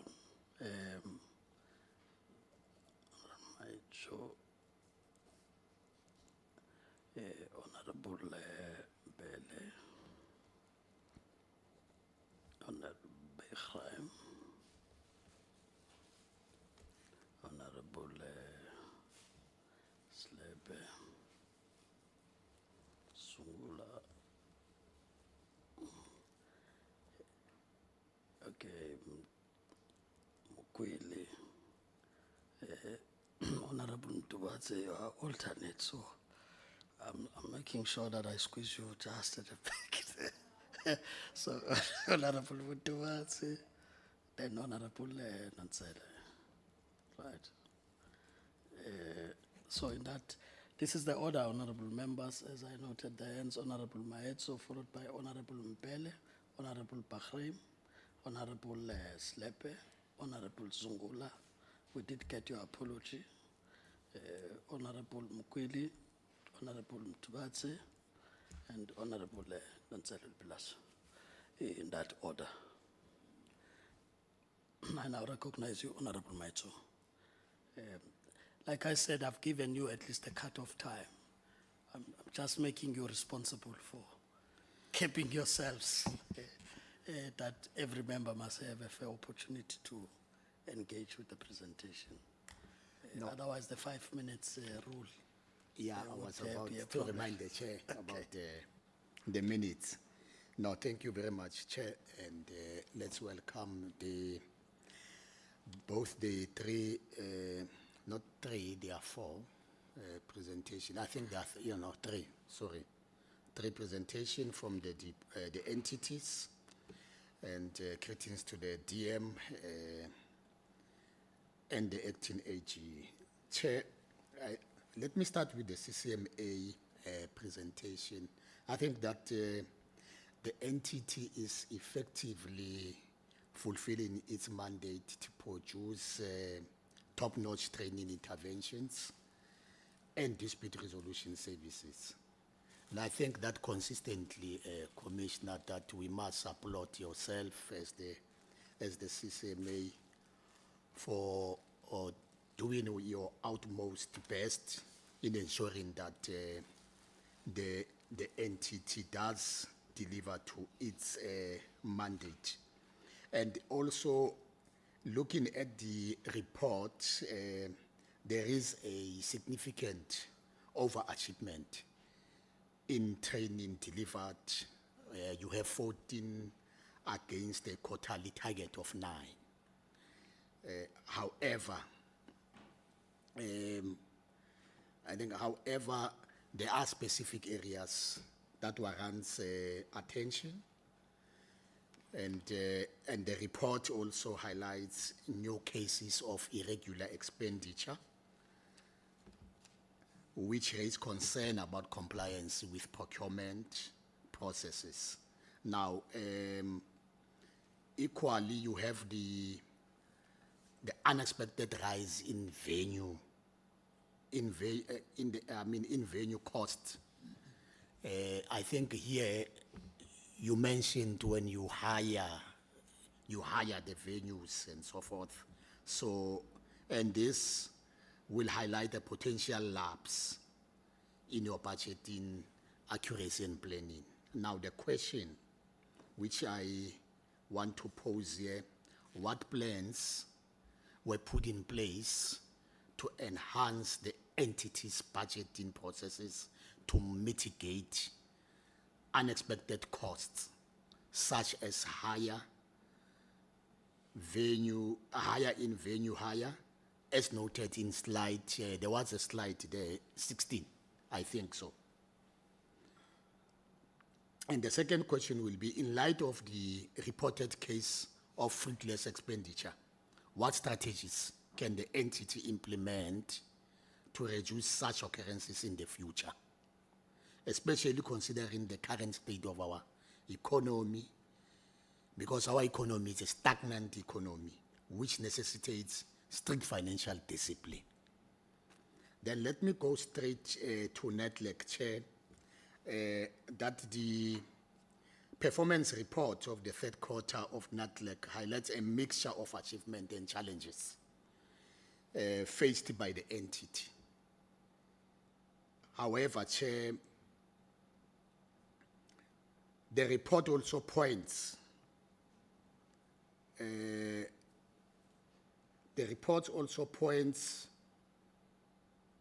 to significant areas of concern, particularly related to operational performance. And then one was listening that there is I think it's slide 3 of the presentation. That is the failure to meet the target of concluding 100% of Section 77 final reports within the specified time frame. Now, the question here,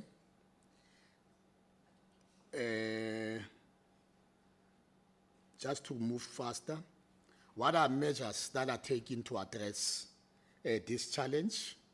And then there was also the issues that the presentation mentioned in terms of TERS and CCMA issues on the very same presentation. Now, what specific measures were taken to address the ongoing delays in TERS and CCMA issues, and why were these measures insufficient? Chair, will move quickly so that as I wrap up my 5 minutes, in terms of the Productivity SA, I will just go to the question here, Chair. What specific measures were taken to address the delays in the UIF funding agreement that impacted support for enterprises facing economic distress during the reported period? Because in the presentation, you did highlight that you are quite facing serious challenges. So this is the question that I would want the entity to clarify me on. Thank you, Chair. Honorable Mpele, you are recognized. Okay, thank you very much, Chairperson. First of all, let me just thank the presentation, all of them. But let me start with CCMA. You see, in CCMA, I just have a concern, man, in terms of the performance. I think last year, Chairperson, we have really very sharp raised the issue of CCMA that it was short of commissioners. And it seems like instead of improving, it's really, I don't know how to explain it.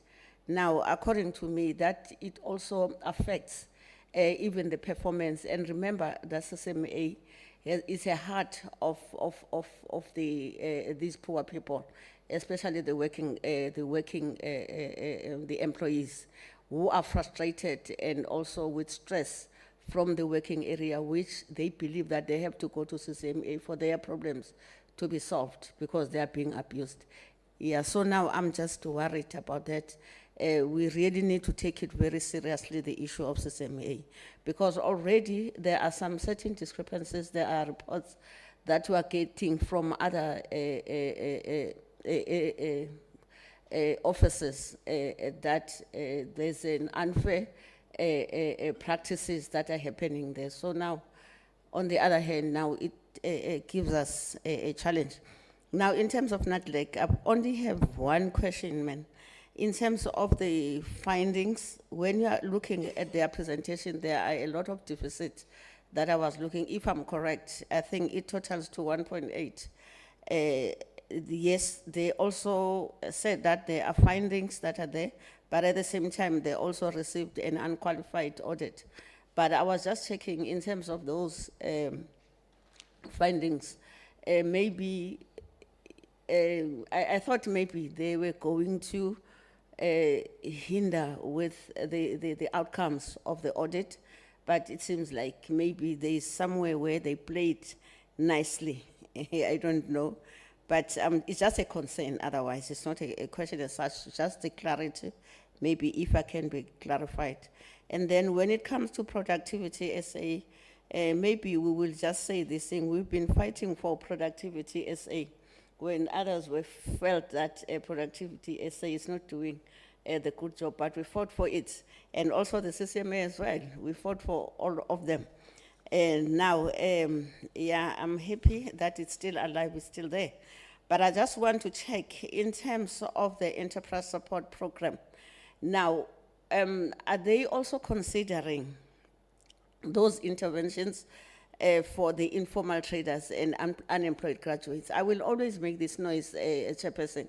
When we talk about the unemployed graduates, we're talking about the people who have invested skills with them. where you don't even need to go and start and train those people. They've got professions that can assist our economy. So I'm just checking that if maybe they can, or they have any plans in terms of making sure that they also invest on those ones. And then in terms of 30 days payment as well, I'm also worried, Chairperson, because maybe there's something that they are doing well in terms of their financial statements. Because if there are these hiccups in terms of the payments and everything, obviously it's going to show. That means the money is not spent accordingly, according to their plan and all that stuff.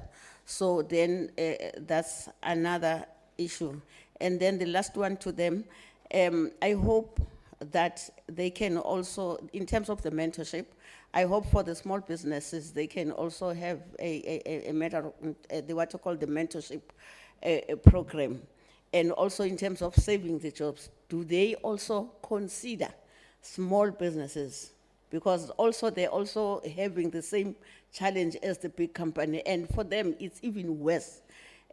Because now they, since the COVID, whether we can say it happened a long time, but it really left a wound that needs to be taken into consideration.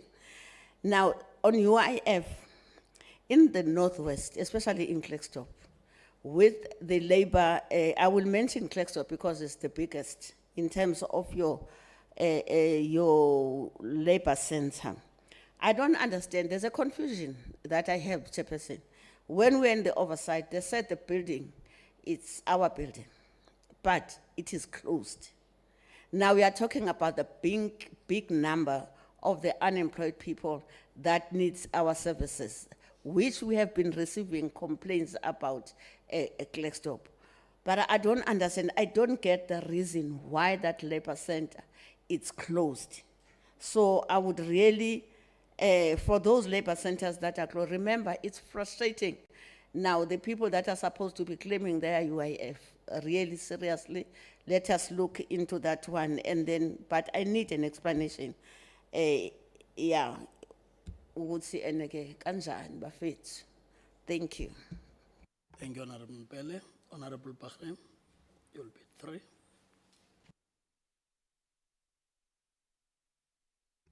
Thank you, Mr. Chairman. I'm not sure about your ruling about I have to stay until the answer comes. It gets printed anyway, and I'm happy to put it afterwards in writing if you don't like it, and I'll put it in the press as well. So thank you for that. Just the CCMA, it is the jewel in the crown of the department, and as you know, Commissioner, I'm very biased because I'm a regular user of the CCMA, but I must just put a caution. Your financial worries have emanated into problems with the public. You're waiting 5-6 months for arbitration dates. Commissioners are telling us that they have 3 arbitrations on one day and they can't get anywhere finished. In fact, I think it's retarding it because it then gets put down for a later date and it's crowding out your system completely. And that's created a major nightmare, and I'm sure you know about it, and I'm sure you've had about 24 letters from me and about 1 million letters from every other user. Also with the sheriffs, you pay for the sheriffs, and I think we're very thankful for that, but it's also become a problem in that it's not user-friendly anymore.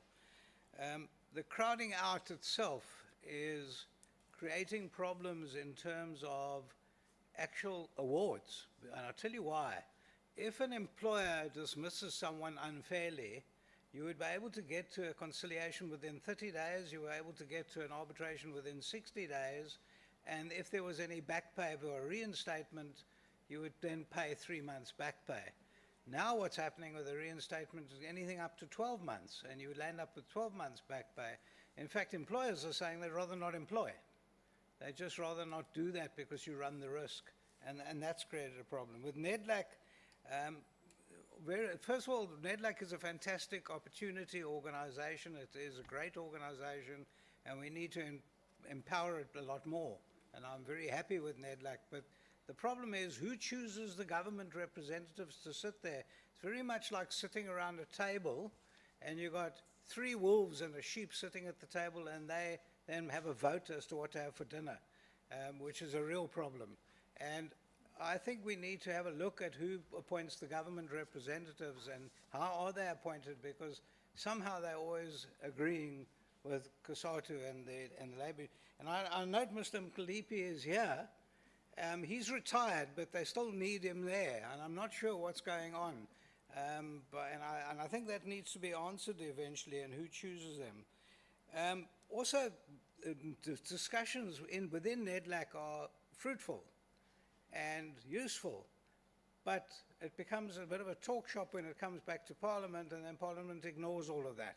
And there must be somehow in which there could be some influence on the discussions and agreements that are reached at Nedlac onto national government, because we're finding it just doesn't, it carries almost no water at all. Productivity SA, yes, it could be a good organization, but the money would be better spent if you coupled yourselves with the welfare institutions who have workshops and are able to run their workshops a hell of a lot cheaper than it's costing you to employ someone through Productivity SA. And a lot of those workshops are now closing down because they're not getting money from government. And if you went hand in glove with the workshops of the welfare institutions, it would make so much more sense, because it'd become a hell of a lot cheaper. I note that you say there's going to be a culture of productivity. Well, we're still the second worst in the world, so I'm not sure where the culture of productivity has actually gone. We all know that government actually can't run business, and that's notorious. It's not South Africa, it's the whole world. Government don't run businesses. They're not business people. They don't look at the profit motive, and hence productivity is not going to make a profit out of things. We're always going to have a problem. The UIF, well, there are issues with UIF, and there have been issues for the last 20 years, but I've noticed that for the last year, effectively, the online registration of the UIF just never works. And it's going right through that now as well. And then also when you get hold of anyone at the UIF, it doesn't matter whether you're there in person or online, they can't find the information, they've lost the files, it's just become an impossible task. It's like walking knee deep through mud. You don't get anywhere. Thank you. Bahrain, we'll now move to Honorable Slepe. Chair, thank you very much.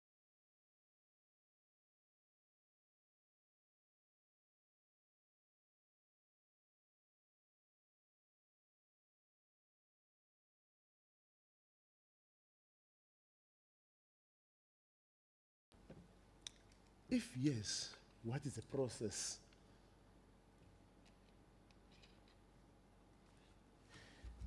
And then, what is the role of executive in this decision? I'm jumping to the Productive SA. One, let me check. I want to check Sotobe, Deputy Minister. Looking at the objectives of the Productive SA, it's in line with the program of LAB. Why not the LAB program not be enrolled by the Productive SA? Rather. Two, I've been saying this, I'm going to repeat this. This thing of every sector of this department, everyone is acting. Why not the acting CO be appointed? Why is it everyone acting? Who does this acting personnel reserving these positions for? It looks like there's some people that are being prepared to occupy these positions because everyone is acting, everyone is acting. We're going to make loudness noise in the public about this thing, this department that is failing. For West, this is a department of labor and employment. But you're not doing the justice to the people who are working for the very same department. This is wrong. How can you solve the pandemic of unemployment in South Africa while you are failing internally to fix your own house?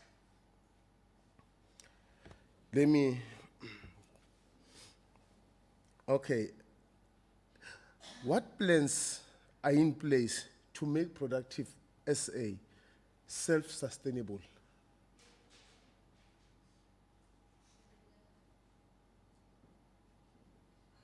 I think that one can also assist this entity.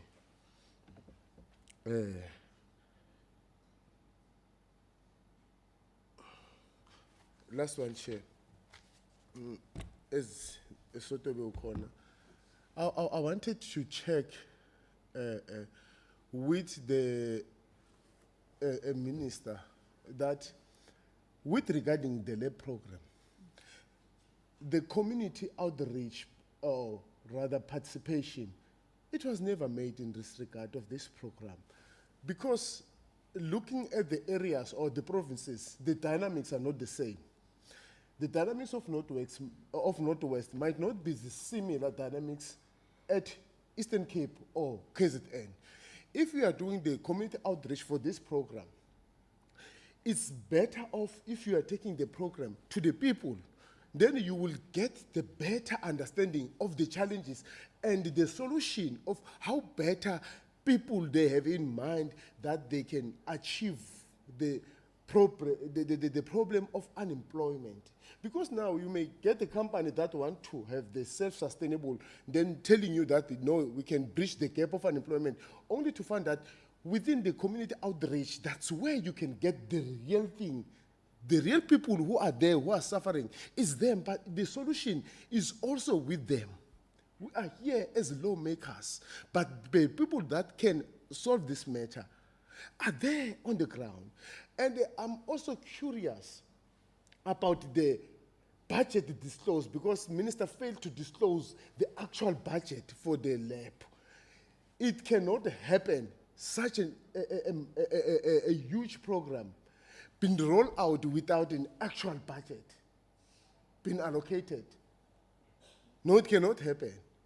There's a specific budget that one is like, no, I don't understand whether it's afraid or don't want to disclose. There's a specific budget for this lab program. Can that a budget be disclosed? It's the people's money.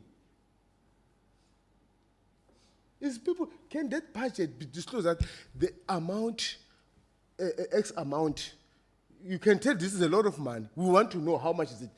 For the mere fact that the one failing to disclose, it now raises eyebrows that there's a silly thing that they want to do with this money. Can that money, Deputy Minister, be disclosed? How much is, you cannot enroll a program of this magnitude without a specific budget. Thank you. Thank you. I would now go to Honorable Zungula.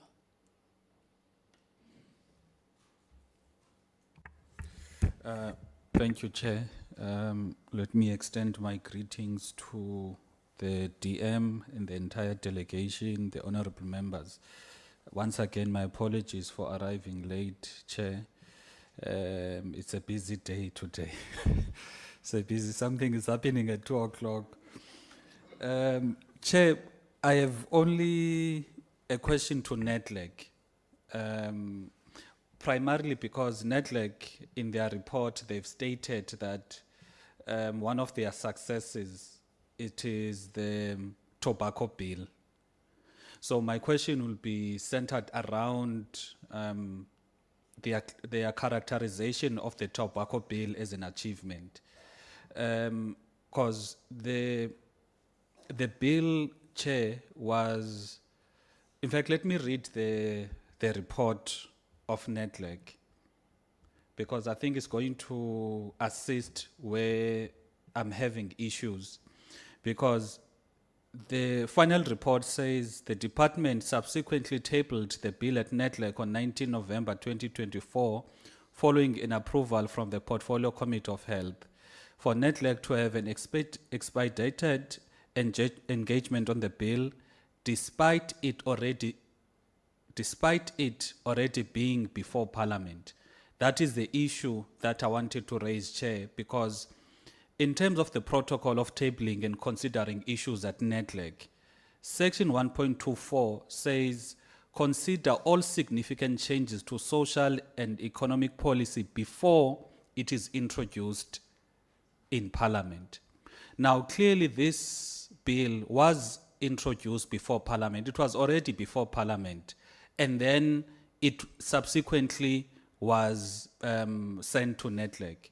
So I want to check from your perspective, DM, as to, from your perspective, what is the legal status of the report given the protocol that Nedlac is supposed to review or consider issues before they go to Parliament. But in this particular bill, the bill has gone to Parliament. Public hearings are held across the entire country for some of the provinces. There's a discussion in terms of the Portfolio Committee of Health, and only then the bill is taken to Nedlac for consideration.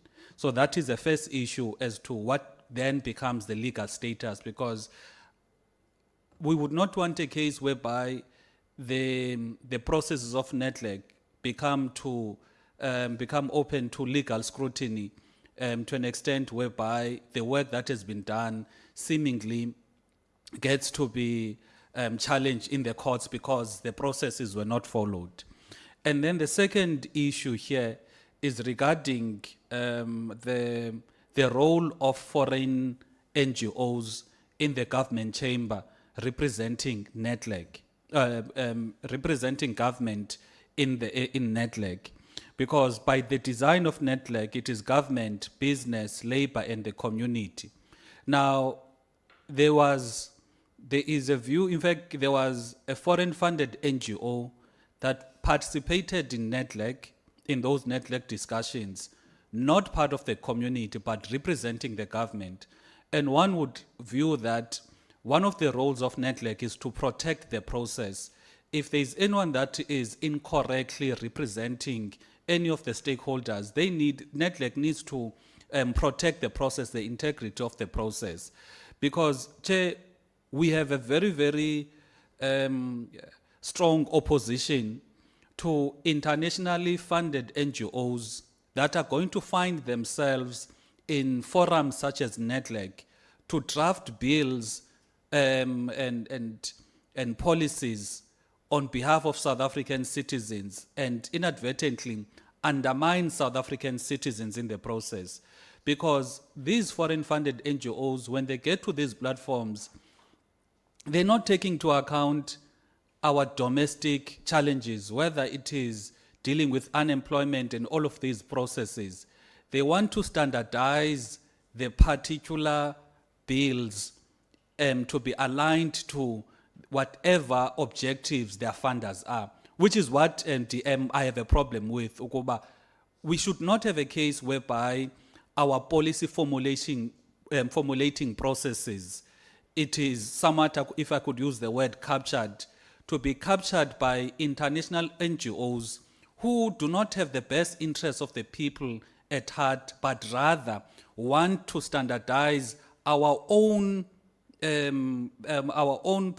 policies to be aligned to their international funders, especially when there are indications of Philippines and Palestine, where some of these NGOs were found to have unduly influenced some of the government processes there. So I just want maybe Nedlac to explain on that regard as to the legal standing of the report, considering what the tabling protocols are when it comes to Nedlac, and secondly, what Nedlac has done, because they are the owners of that process, to try and protect our policy sovereignty from foreign NGOs who participated there as part of government, instead of having a government official. Because one would assume if there's any issue that is spearheaded by the Department of Health, the department has got so many officials, so many entities, which one would expect them to actually be taking the charge in terms of such discussions, not have a foreign-funded NGO that will be representing government there, especially after, in those discussions in Nedlac, it was also revealed that this particular NGO was participating in the drafting of the bill.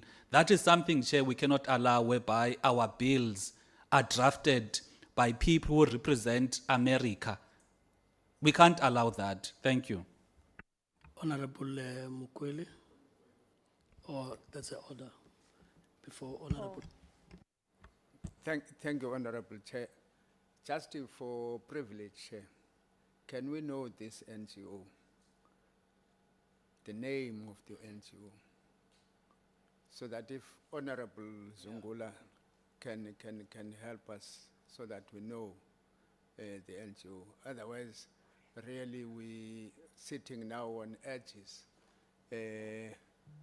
not knowing this NGO. At least the information should be disclosed. Thank you, Chair. Not sure Honorable Zungula, you want to attempt doing that? Easy, Chair. It's campaign for tobacco-free kids. Okay.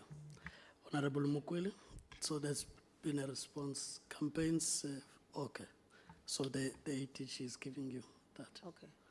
Honorable Mukwele. Ke a leboga modula Stilo.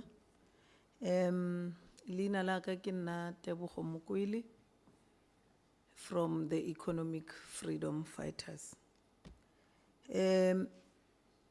We appreciate the presentation, especially from the CCMA and all entities that came before us. But Chair, I'm not gonna be long in terms of posing my question. I will straight go to the CCMA and, is it fine? Can I continue? Okay. I will just go to the CCMA to ask the number of commissioners that are in acting position. And if there are, how much does the entity spend on remuneration for these acting commissioners? The third question.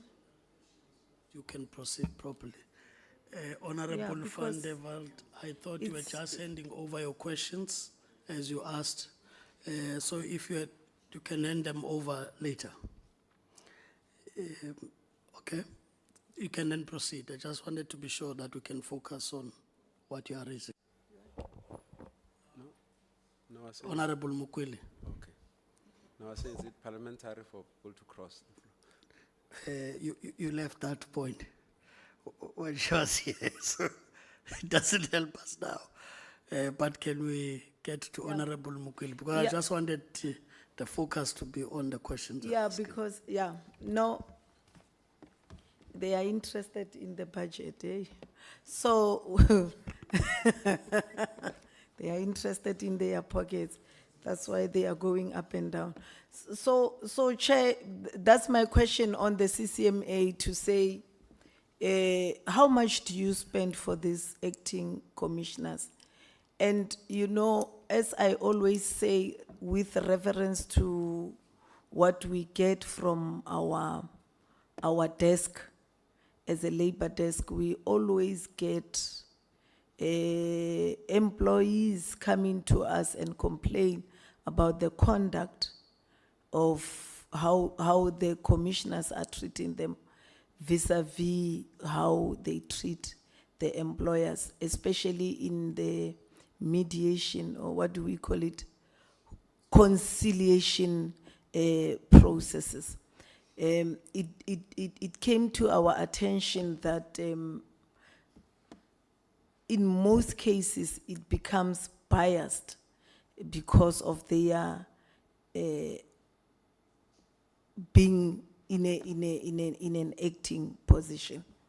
Another thing, again, Chair, on CCMA, you mentioned that your fruitless and wasteful expenditure came from a case where you had to pay plus minus 100 and something thousand, if I quoted to you correctly and if I read it correctly in the report.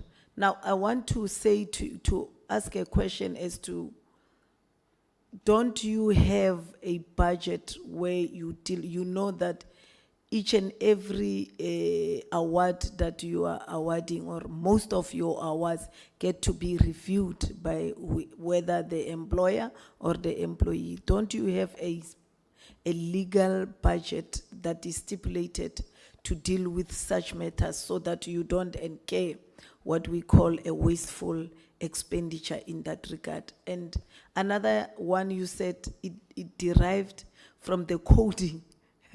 Yeah, so how does that happen to have that? Chair, CCMA is a core entity where the employer and the employee gets to be maybe in the same, in a same, ba kgonang go kopana in a manner in which they deal with their dispute. And it's an entity where we believe that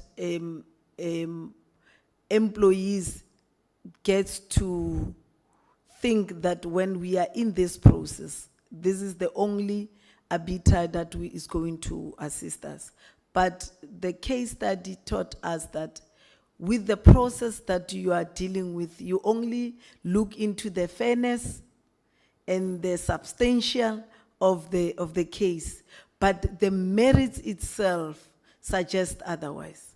So I want to ask as to what is it that you are doing as the commission to try to help the legislative part of it? Because when you look into the fairness, yes, we went, the notice was given, the disciplinary went on, but the merits itself of the case doesn't address, it does not get to be addressed at the CCMA, the actual merits. You'll find out that, I will give an example, an employee staunched into employer's office demanding his or her contribution to the UIF, of which the employer is not doing it. When the employee does that in terms of the code of conduct of the certain company is in contradiction with the policy. Now, but when the employer charges and dismisses this employee, the processes were followed.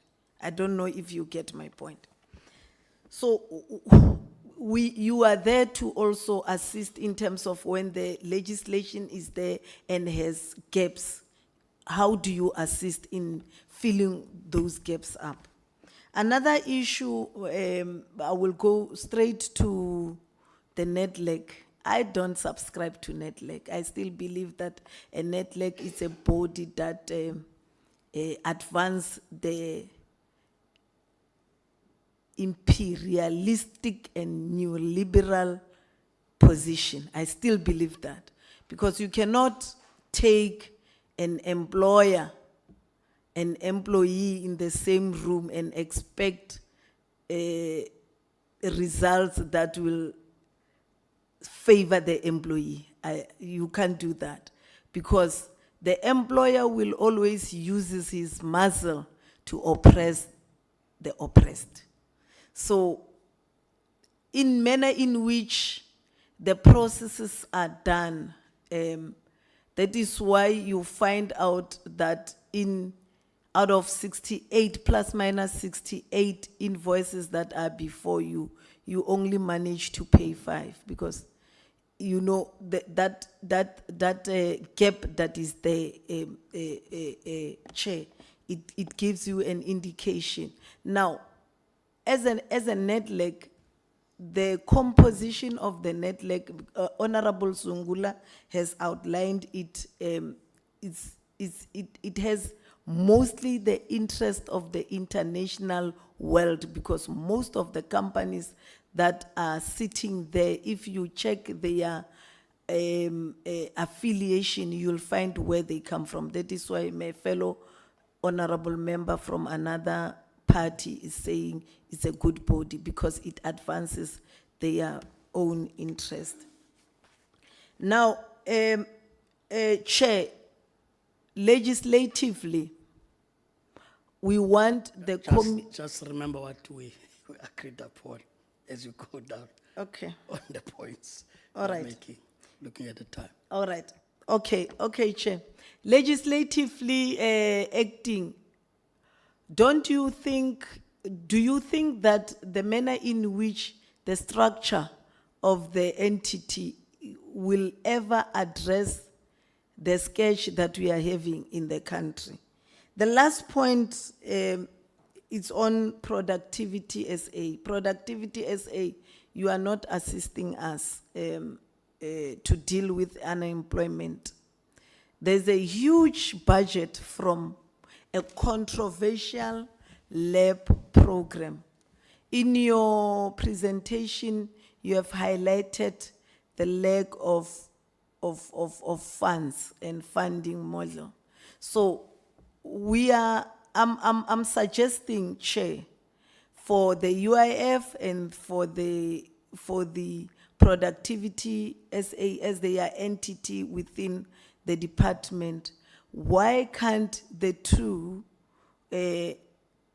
come and negotiate in terms of how to use these funds to make sure that they address the pandemic that we are faced with, and the redirection of the lab program be properly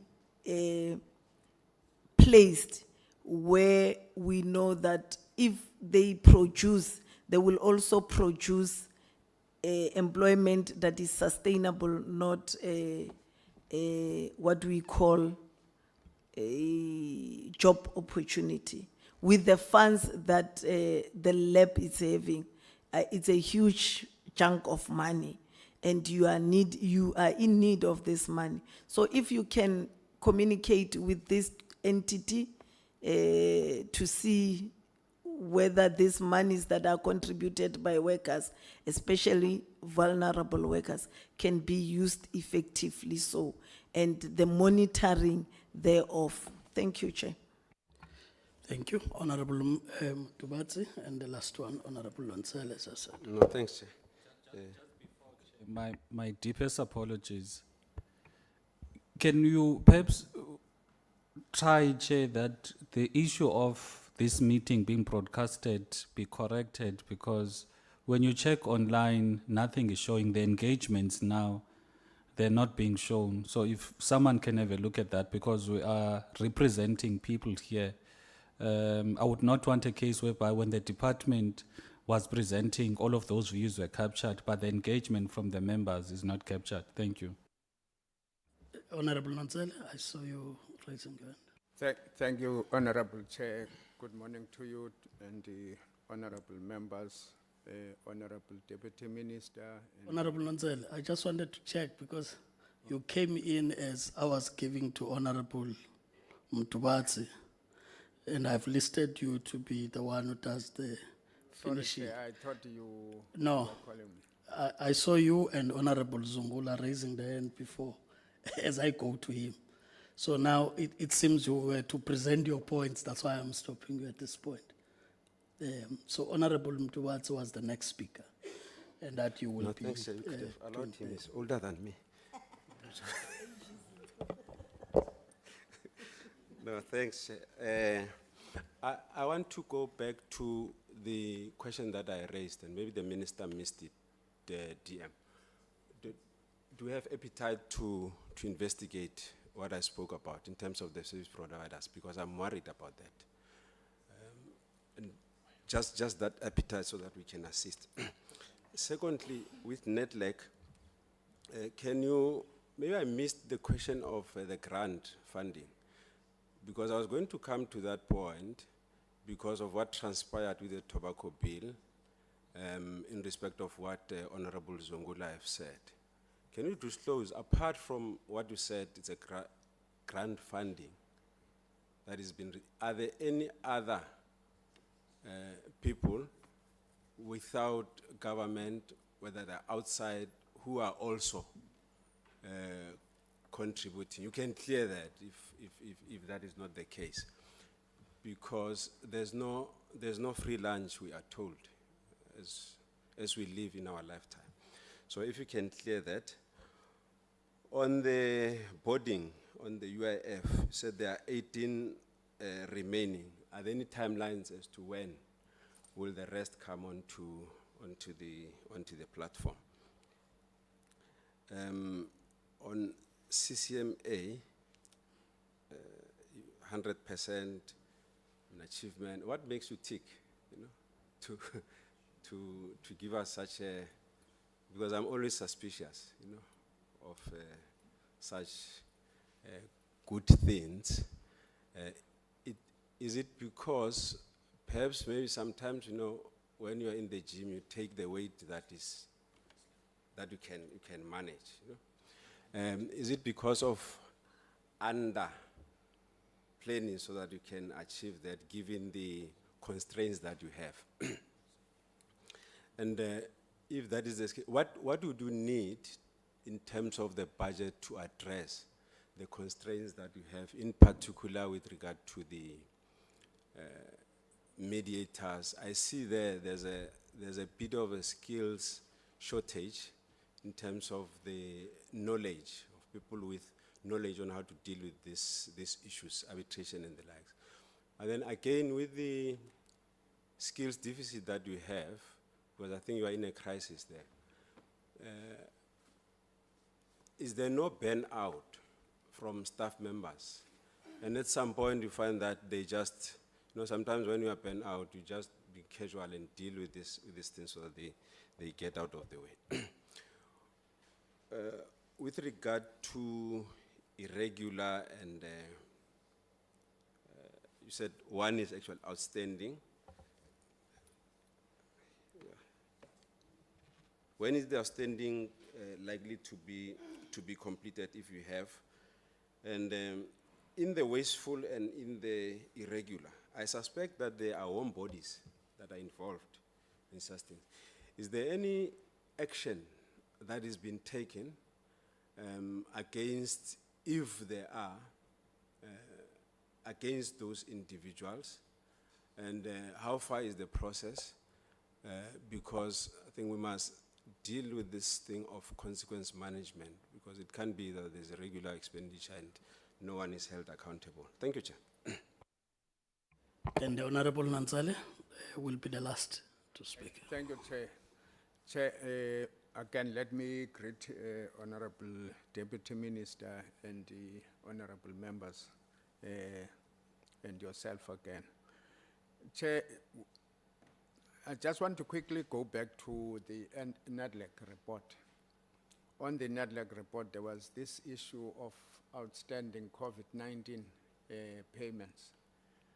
Just a clarity, if they can just give a clarity, the extent of the problem and the projected timelines with regard to resolution of the problem. The second one is with regard to UIF. I know, Chair, that we will be presenting a report with regard to oversight. But there is this issue of Klerksdorp, Matlosana, and also Taung, where labor centers are closed. The one in Klerksdorp is closed because of inspectorate, non-compliance. So the key question would be, when would this be addressed? Taken together with one in Taung, which is a labor center that is fully equipped in terms of the report that we have been given, but it has remained not operational for quite some time. So if then we can maybe assisted with the response regarding when are they going to be addressed and become functional. The third point, Chair, goes to Productivity SA. On Productivity SA, we note the mix of achievement, particularly with regard to creating an environment for economic growth across sectors, which has achieved 100%.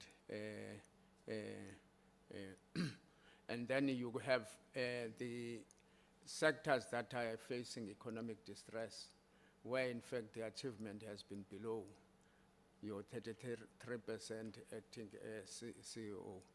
The other area which we note is the delayed finalization of the agreement with the UIF, so that you are able then to deal with your pressing financial needs.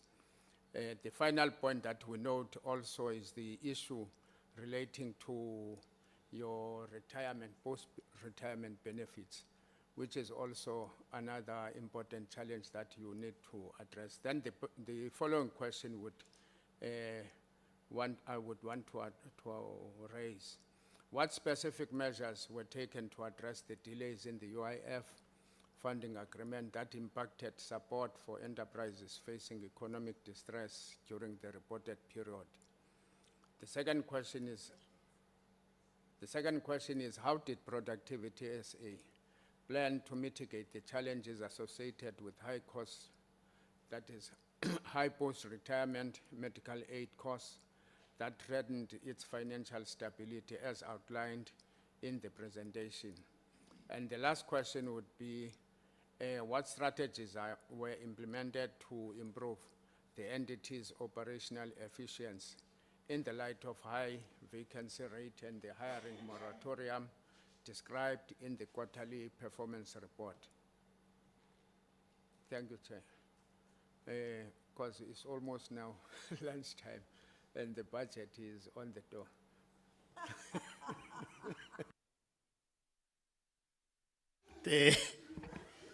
The issue about budgets, I would not answer to that because it seems there's traffic about the budget.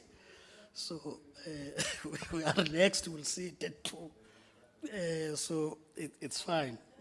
Honorable members, just to respond to that first issue of us being covered. Not all committees are covered every time. But we have been informed that we're covered in terms of YouTube and other streaming services, and that the one of Parliament TV is a delayed coverage, meaning that they are live in the other committees, but it will be something that will be able to see through. The implication of it, though, is that at all times we must behave as though we are having coverage. Very important. Because you also don't want, at the time you are watching yourself, you find that actually you were really most of the time going outside of the meeting. So I'm just helping members for the future, that you really have to look at that, because the masses will see that. It can be hidden, so there's no revolution happening now. Somewhere it's not gonna be known. With the technology, it is out there in the public. But we are giving space for you to respond, Deputy Minister and the team. And we are mindful, yes, that with the time we have, you would really have to be straight to the point. You've not disappointed in the first round. So I take it that you'll keep it like that in this one.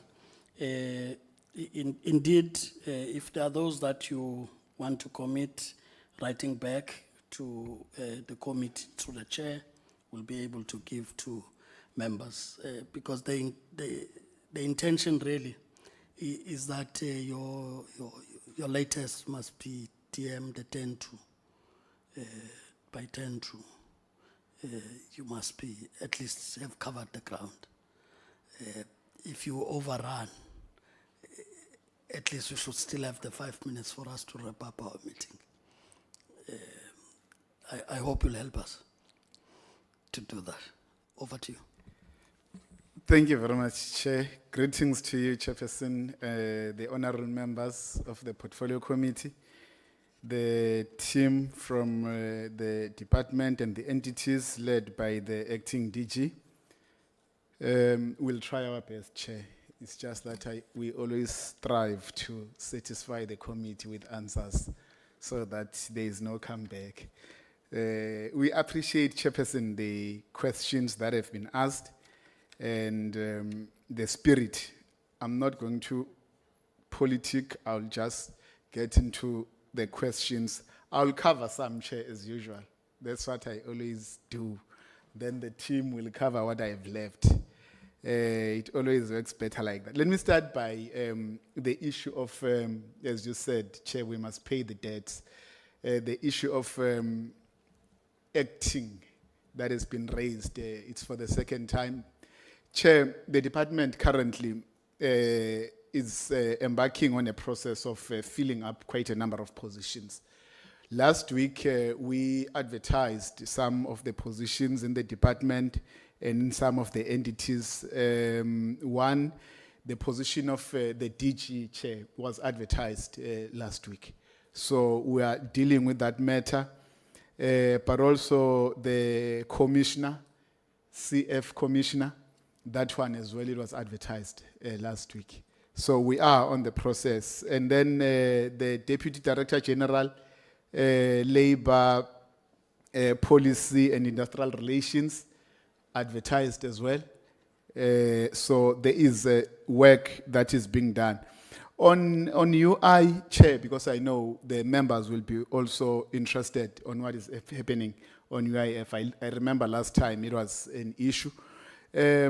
We all know that there is a process that is unfolding regarding the disciplinary of the suspended commissioner. The disciplinary processes are continuing. I will be unfolding between the 5th and the 6th of March, Chair, and will continue as well between the 15th and the 17th of April, because we are done with that one. It's 15th and 17th of April. So the matter will be concluded by then, and we'll take it from there. Then the process, we can't determine it right now. It's a process that is still being dealt with through due processes. But there is also work that is being done. But overall, in the department, Chair, there are positions that we are going to be filling. We've received the approval from the DPSA and Treasury, so we'll be advertising to fill about 290 priority vacancies in the department. So we are trying to bring Hollywood to its end, to be the department that the members will be proud of. I could feel the spirit of the honorable member that this matter, validly so, Chair, it is a serious matter that we need to, and we are dealing with it. The minister has made quite a number of interventions, and we will be very soon having those positions filled. Chair, I was trying to look at some of the members who asked questions so that when we respond, they are here. I know you understand what I'm trying to say, Chair. It's always encouraging when we respond. The member who asked the question is here in good spirit. We're going to start with the question, CCMA. CCMA has been consistently delivering on its mandate. I will cover part of what I always try to put questions together because they're always interrelated. One member will ask a question that is related to what has been asked or what is going to be asked. There is absolutely nothing, I can assure the honorable member that Chairperson through you, there is nothing members should be suspicious about when it comes to the performance of CCMA. There is no underhand work that is being played to make CCMA to be seen as this performing entity. That one I can assure you. Where there are issues, we are always ready, Chair, to respond to them and give certainty to the Republic of South Africa, the members, to be certain that there is the work that is being done is properly. I'll leave some of the questions that are operational. They will deal with them, but I will continue to look at the ones that I think I need to answer on the budget, the CCMA budget. We agree. CCMA is underfunded because of the budget cuts that we've been experiencing, but they are a priority as well, that we need to look at how we improve on how we are funding them. We all agree that if they are underfunded, their performance is affected It's another reality they are faced with. They would want to do better. We would want to see them doing better. And I agree with honorable members, Chair, that CCMA has got a serious responsibility in the country. Their mandate is very, very important, and we need to do better in trying to make sure that they function properly. That one, we are working on it. There is work that is being done to try and see how we better fund CCMA, because if we don't, again, it comes to the questions that you'll find where you'll have quite a number of cases that takes time to be resolved or to be attended to. The issue of burnout of commissioners, it's a reality. Where there is more work and you are understaffed, those who are there, obviously, they will be under serious pressure and under strain. Our realities, those are the realities that we all agree, and we want to agree with members, Chairperson, that we are trying to intervene and make sure that there is an intervention that is done to properly fund CCMA, in particular as members have raised quite a number of issues regarding the expectations with CCMA and what CCMA they expect to perform. The issue of Nedlac, the operational matters, they will deal with them. The 1.8 million deficit and all those, they will deal with them. But I want to go to the matter that was raised by Honorable Zungula regarding the standing of was it the report? I'm trying to look at the tobacco bill. Yes, it was the tobacco bill. I want to go straight to what I wrote here. The processes, Honorable Zungula is correct. The parliamentary processes, or the processes how to deal with any bill are standard. They don't change because we are dealing with a particular matter and then you must use a different process. It's clear. If it's at Nedlac, it will be Nedlac, it will be cabinet, it will be parliament, and then it goes out. It shouldn't be otherwise. But we do have capable officials from who are part of Nedlac. I know Kalipi, you'll come in on this one and be clear on it. Members want a proper answer. So we must be clear on the issue of that process and what has been raised by Honorable Zungula, but also further respond to the issue of an NGO that we are told was participating and what status that NGO is having and how did it came into being to be part of the processes. We agree with members. Nedlac must be protected. The Nedlac processes must be protected. No one should interfere with Nedlac. Nedlac is a noble institution. I hear some members, we respect their views. It is a noble institution that was established, Chair, to exactly deal with the quite a number of issues, in particular when it comes to the negotiations, the engagements that we must have as different partners, in particular the tripartite that sits in Nedlac. That's why it's there is quite a number of representatives that are in Nedlac, whether it's the community, whether it's labor, whether it's business. But believe you me, never underestimate the strength of labor and the community when it comes to negotiations and the engagements that you'll see at Nedlac. But further, business, all of them, they go there as equals. Everyone who sits at Nedlac sits there as equal partners. There is no one who's bigger than any other partner. So the strength is the same. That's why it's not always easy to come out of Nedlac with the consensus easily, because the engagements are thorough and they are tough. So all I want to say and assure members is that on our side as government, we'll protect the integrity of Nedlac. Wherever there are issues And I'm very happy that members are raising them. And they must never stop raising such issues, because we must always be cognizant of anything that might happen and protect our institutions for any interference. We are a country that doesn't want to have any interference. We don't want to be interfered with. We don't want even to be bullied, Chair. We refuse. So we can assure members that we will be with them, and will take anything that they raise seriously and look at it as what has been raised here. We are going to continue looking at it closely, because we are not just raising it for the sake of raising it. The Productivity SA, I want to, so that we answer quite a number of questions on Productivity SA. The mandate of Productivity SA is quite different. Productivity SA can never play the role that is played by the lab program. I said I want to just made it clear that the mandate, the core mandate is, I want to read it as per the mandate of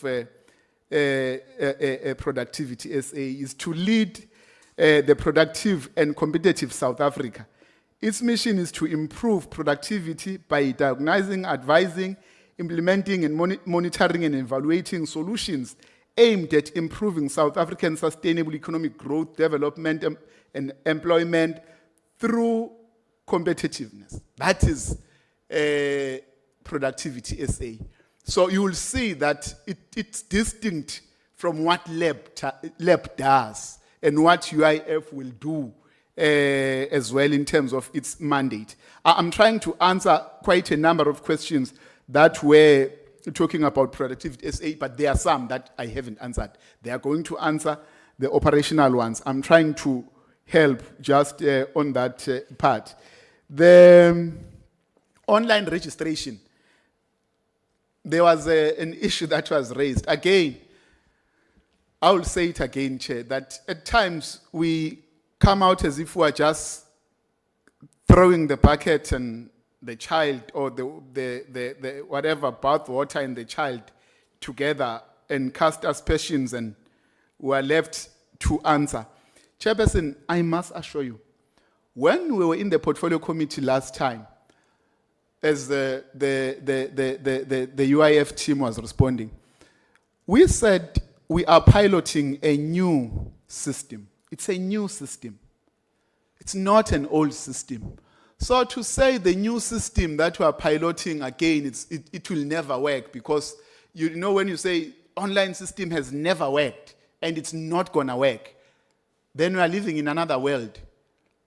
Technology works. Technology helps. Technology makes us to work faster, better, but accountability as well becomes easy.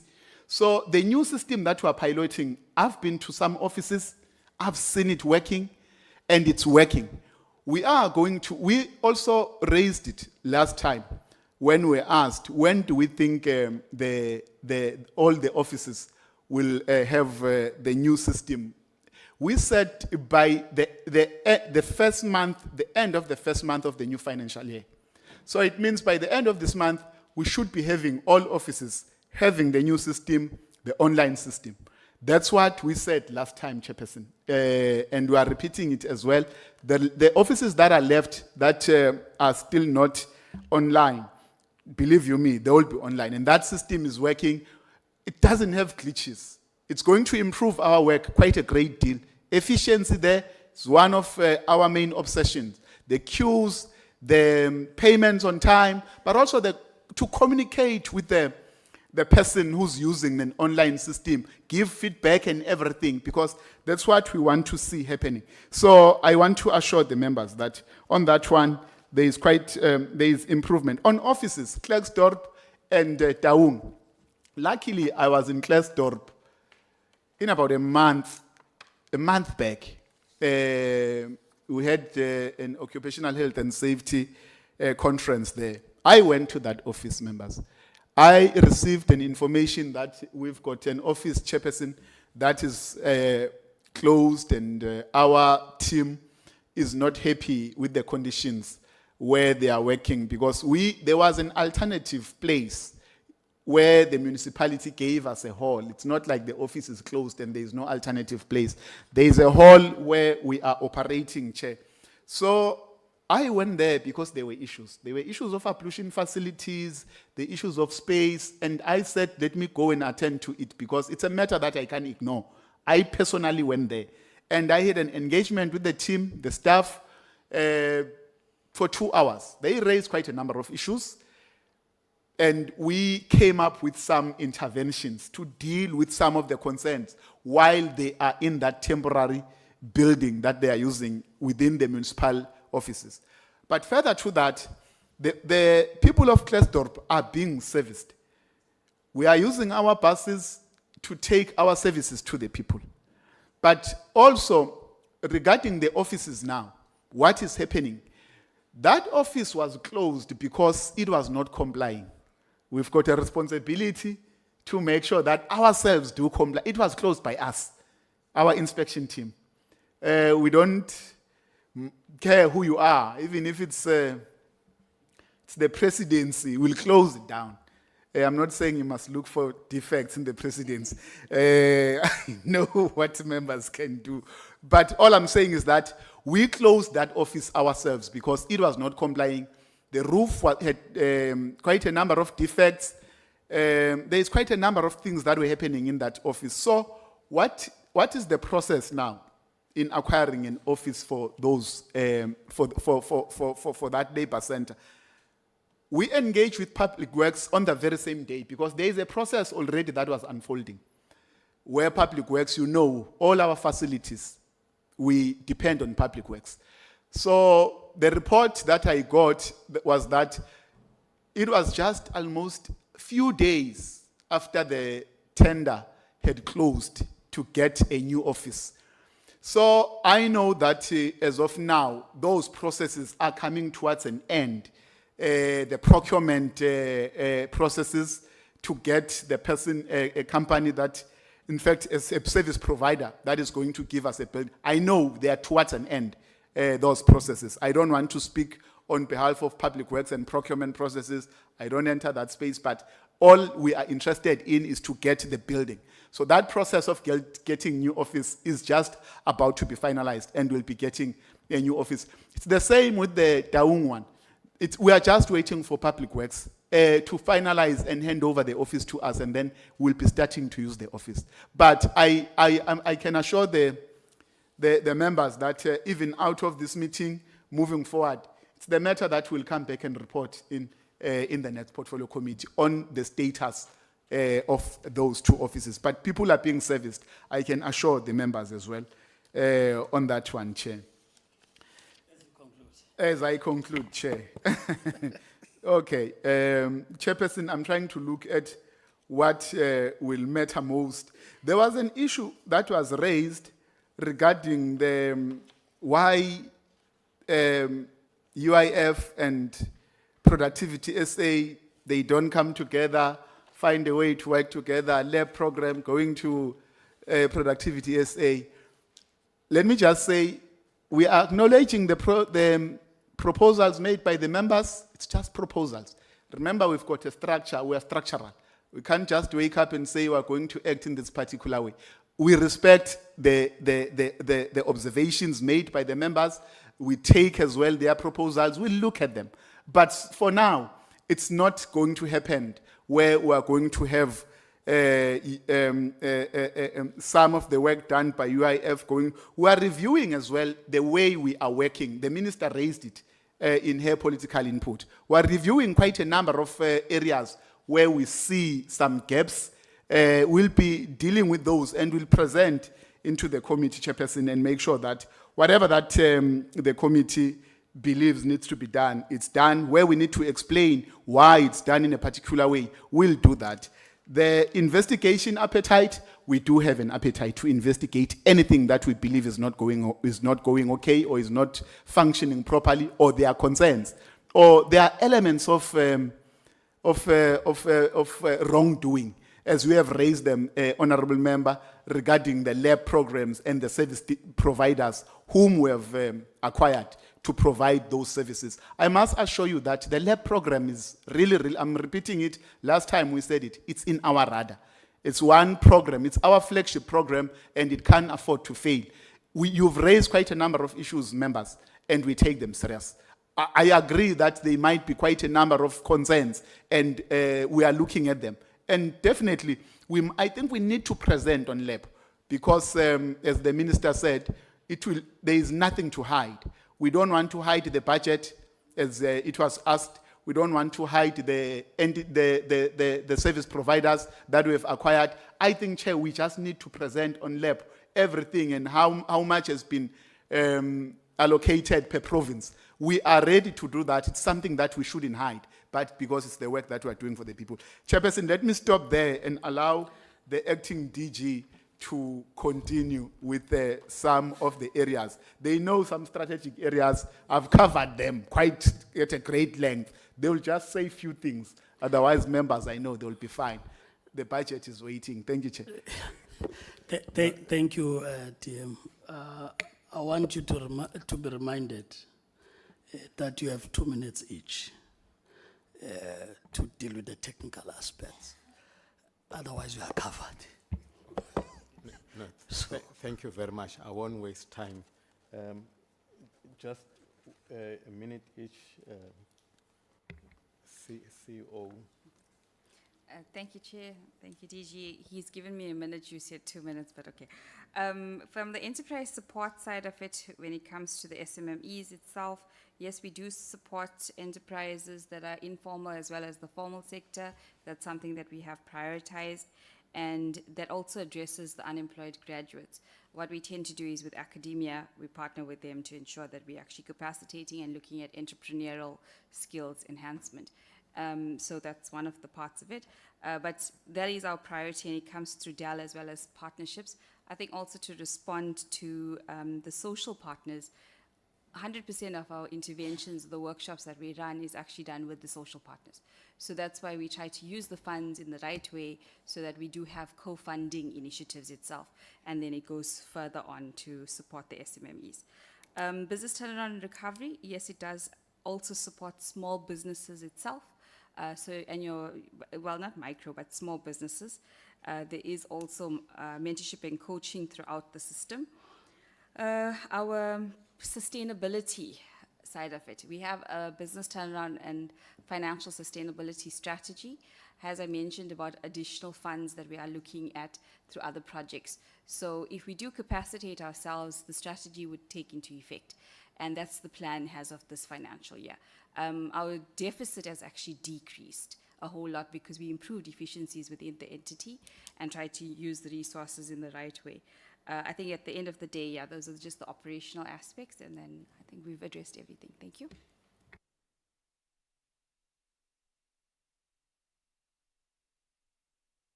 Mkalipi?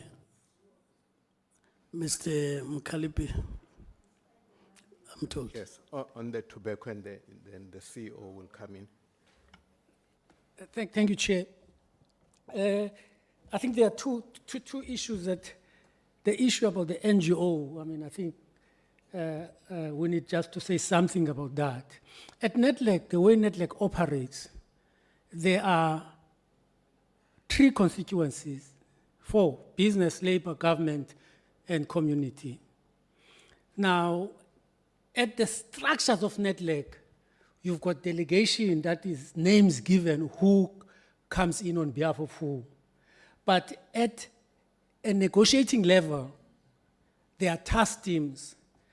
Each constituency can bring technical experts in the negotiation because it's not a structure.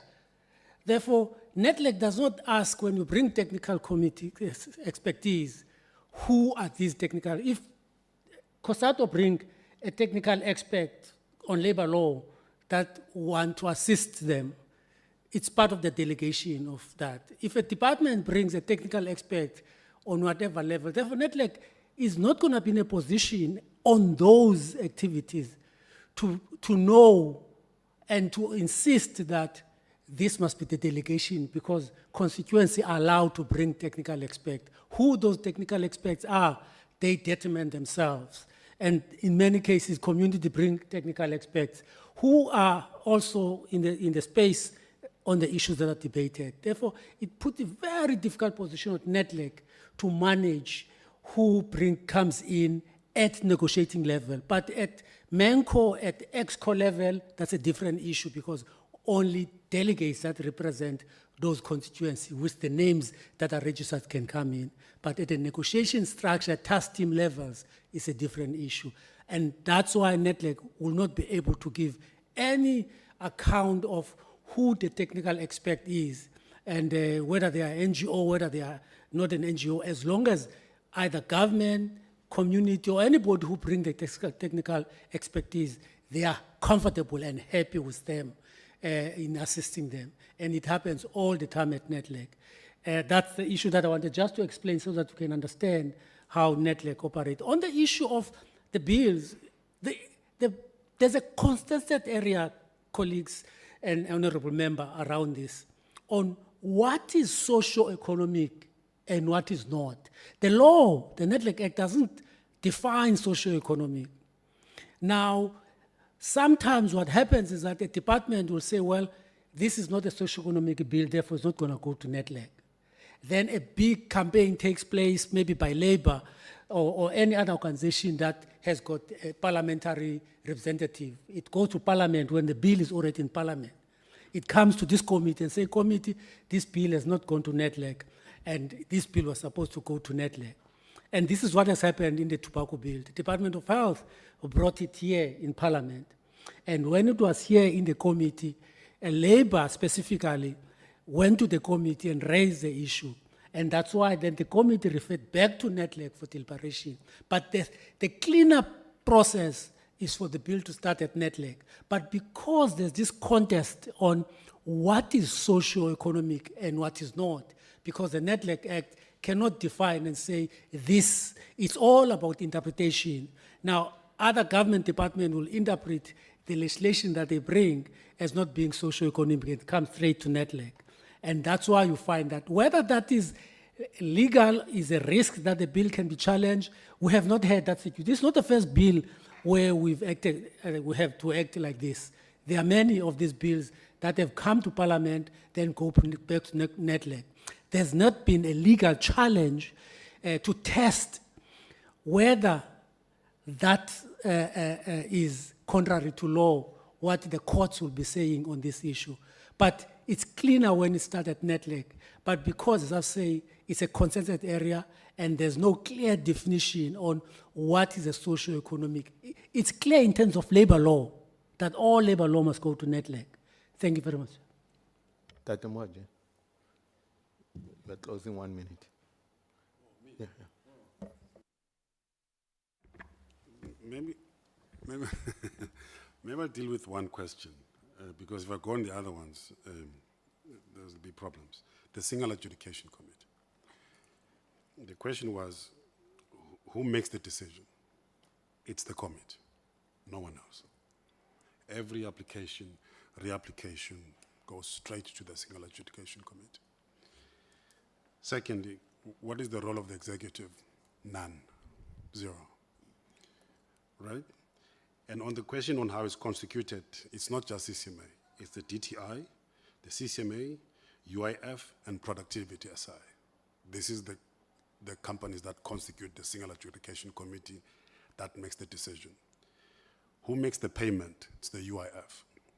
Who determines how much must be paid? It's the UIF, because they have a formula that they use on how to calculate. Is there an appeal process? No. Is there a review process? No. I think that's clear now. That was very in fact, short. Chairperson, the issue relating to the committee itself, we have made submissions to the department for us to relook on the structure, the procedure, because people tend to think of the committee as if it is a committee like you have a case in the CCMA. It's not. It doesn't issue rescissions, it doesn't issue variations, it doesn't issue all of those things. It's not subjected to review. It's a committee that was established based on the job summit of the president. And that's how it was established. Now we're trying to firm it up because the existence of that committee is based on the values of the South African Constitution. In fact, if you look at the 4 legislations, if you look at the preamble of the Constitution, you look at the UCT versus now Constitutional Court judgment, tells you there's one thing that you must do. You must achieve social justice. That answers the other question. What makes us tick is the pursuit of social justice, nothing else. Thanks, Chair.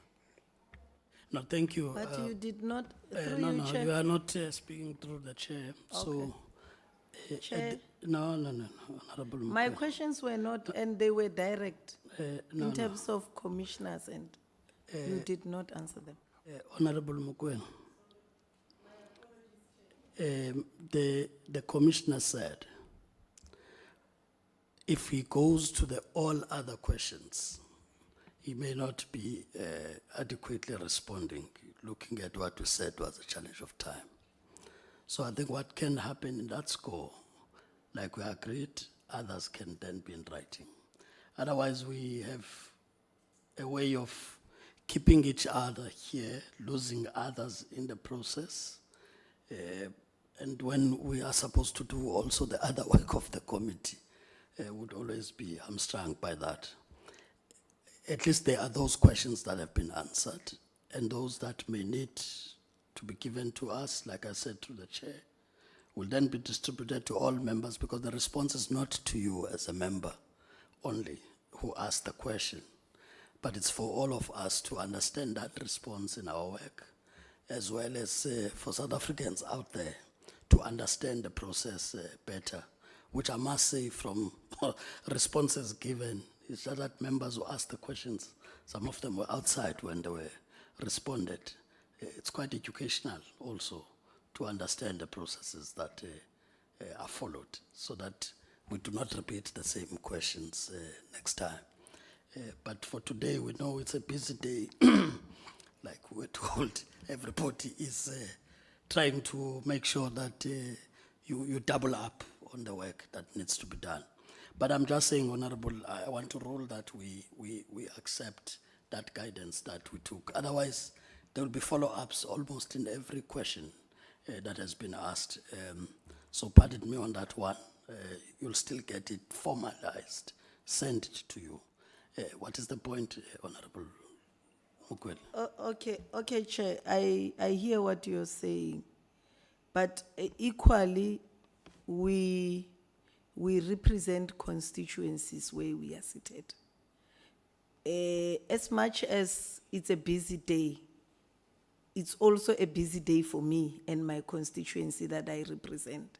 It must be recorded to say the CCMA don't take their responsibility. The CCMA must put it on record to say the questions that were posed by a member of a committee coming from this political party will be responded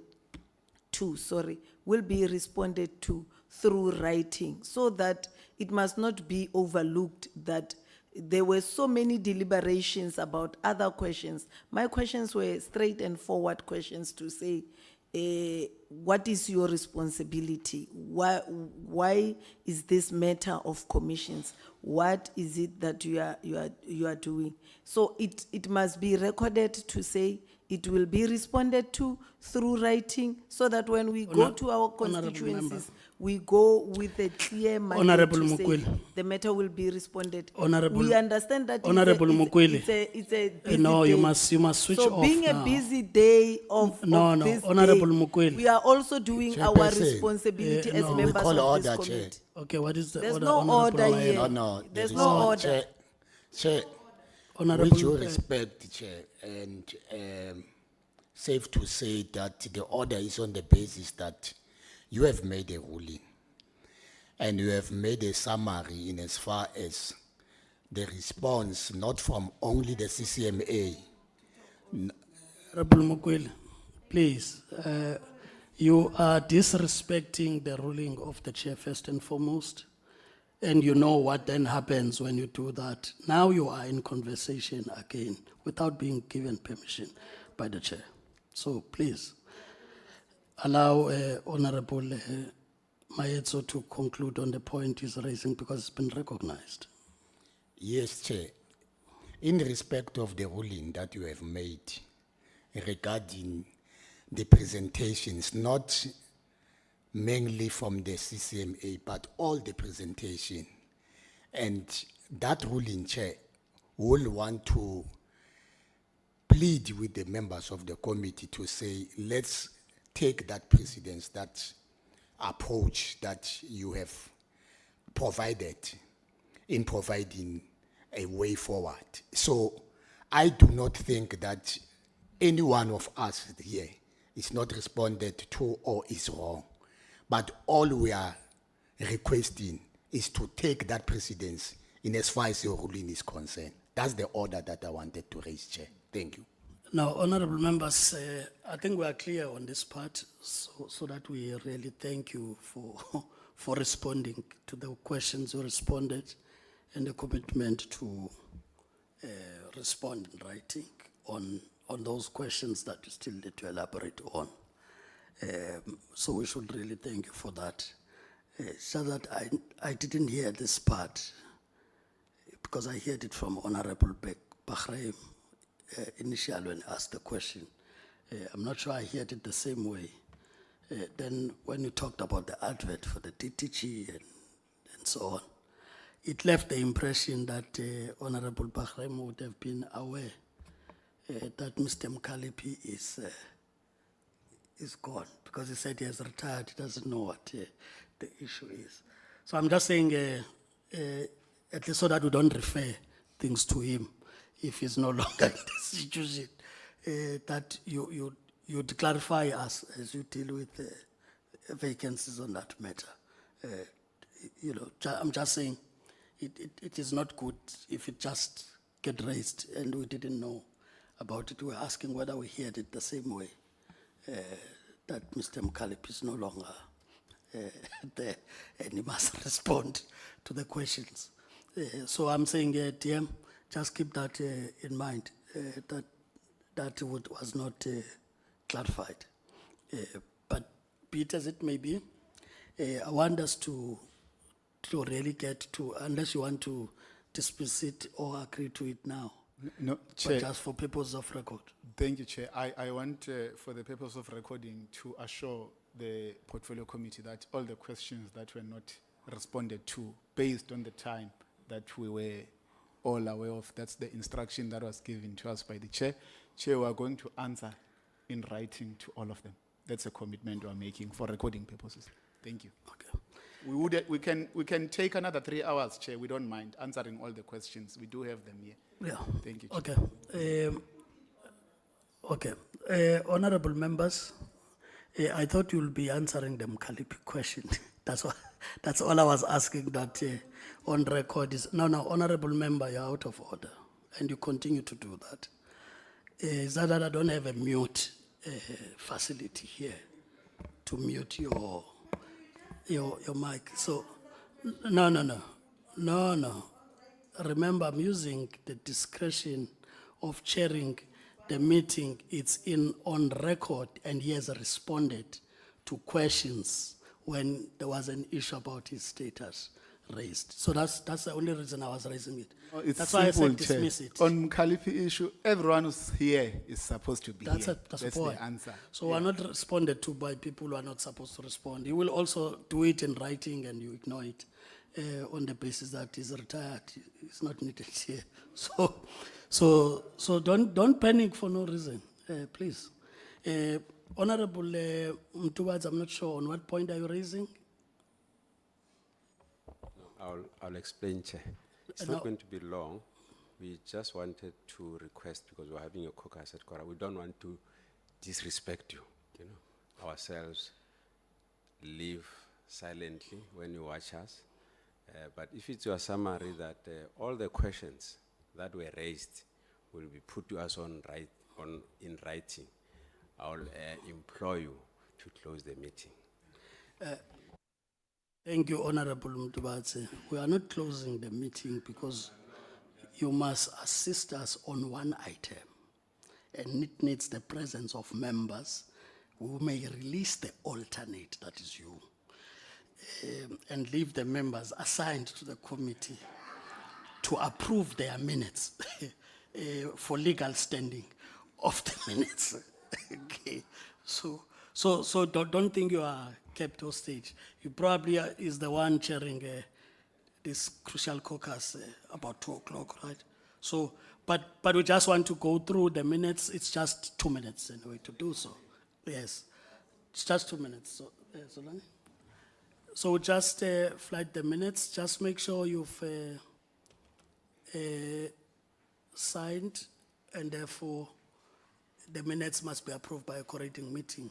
The one that relates to the department, like I said earlier on, we never keep you here, even in the 2 minutes we're talking about, for as long as you're not disruptive as you live to do the work. Yes, that's 2 minutes for us. Are you flighting the minutes? Okay. All right. So you've got the minutes, both electronic and in terms of paper, in case the flighting is a problem. Right. So you already have them in electronic format. So I take it that you went through them for the 12th and the 19th, and we'll start with the 12th of March. It's a 3-page sort of. Because the other one is just the conclusion and the attendance. On page 1, any matter on the attendance? No. On page 2, which has got the opening remarks, and the opening remarks and the briefing on lab, which I can only say familiarize again yourself on that. The figures are in that report. So let's check if there's any correction to be made there. No correction. Page 3, that's the one that has got mostly Advocate Mkonto speaking. Any corrections there? If there are none, we are now on page 4, which also has got the heading on adoption of draft minutes 26 February and 5 March. If there are no corrections, can I get a mover and seconder from those who were present in the meeting? Honorable Maicho. Thank you, Chair. I move for the adoption of the minutes. So there's a mover, can I get a seconder? Honorable Mukwile. Thank you, Chair. I second. Second, the minutes are moved and seconded. Any objection in us adopting the minutes? No objection, minutes are therefore adopted. We'll now move to the 19th March. As I said, the first page up until getting to the other side is the attendance. Then second page, briefing on the Q3 UIF and compensation fund.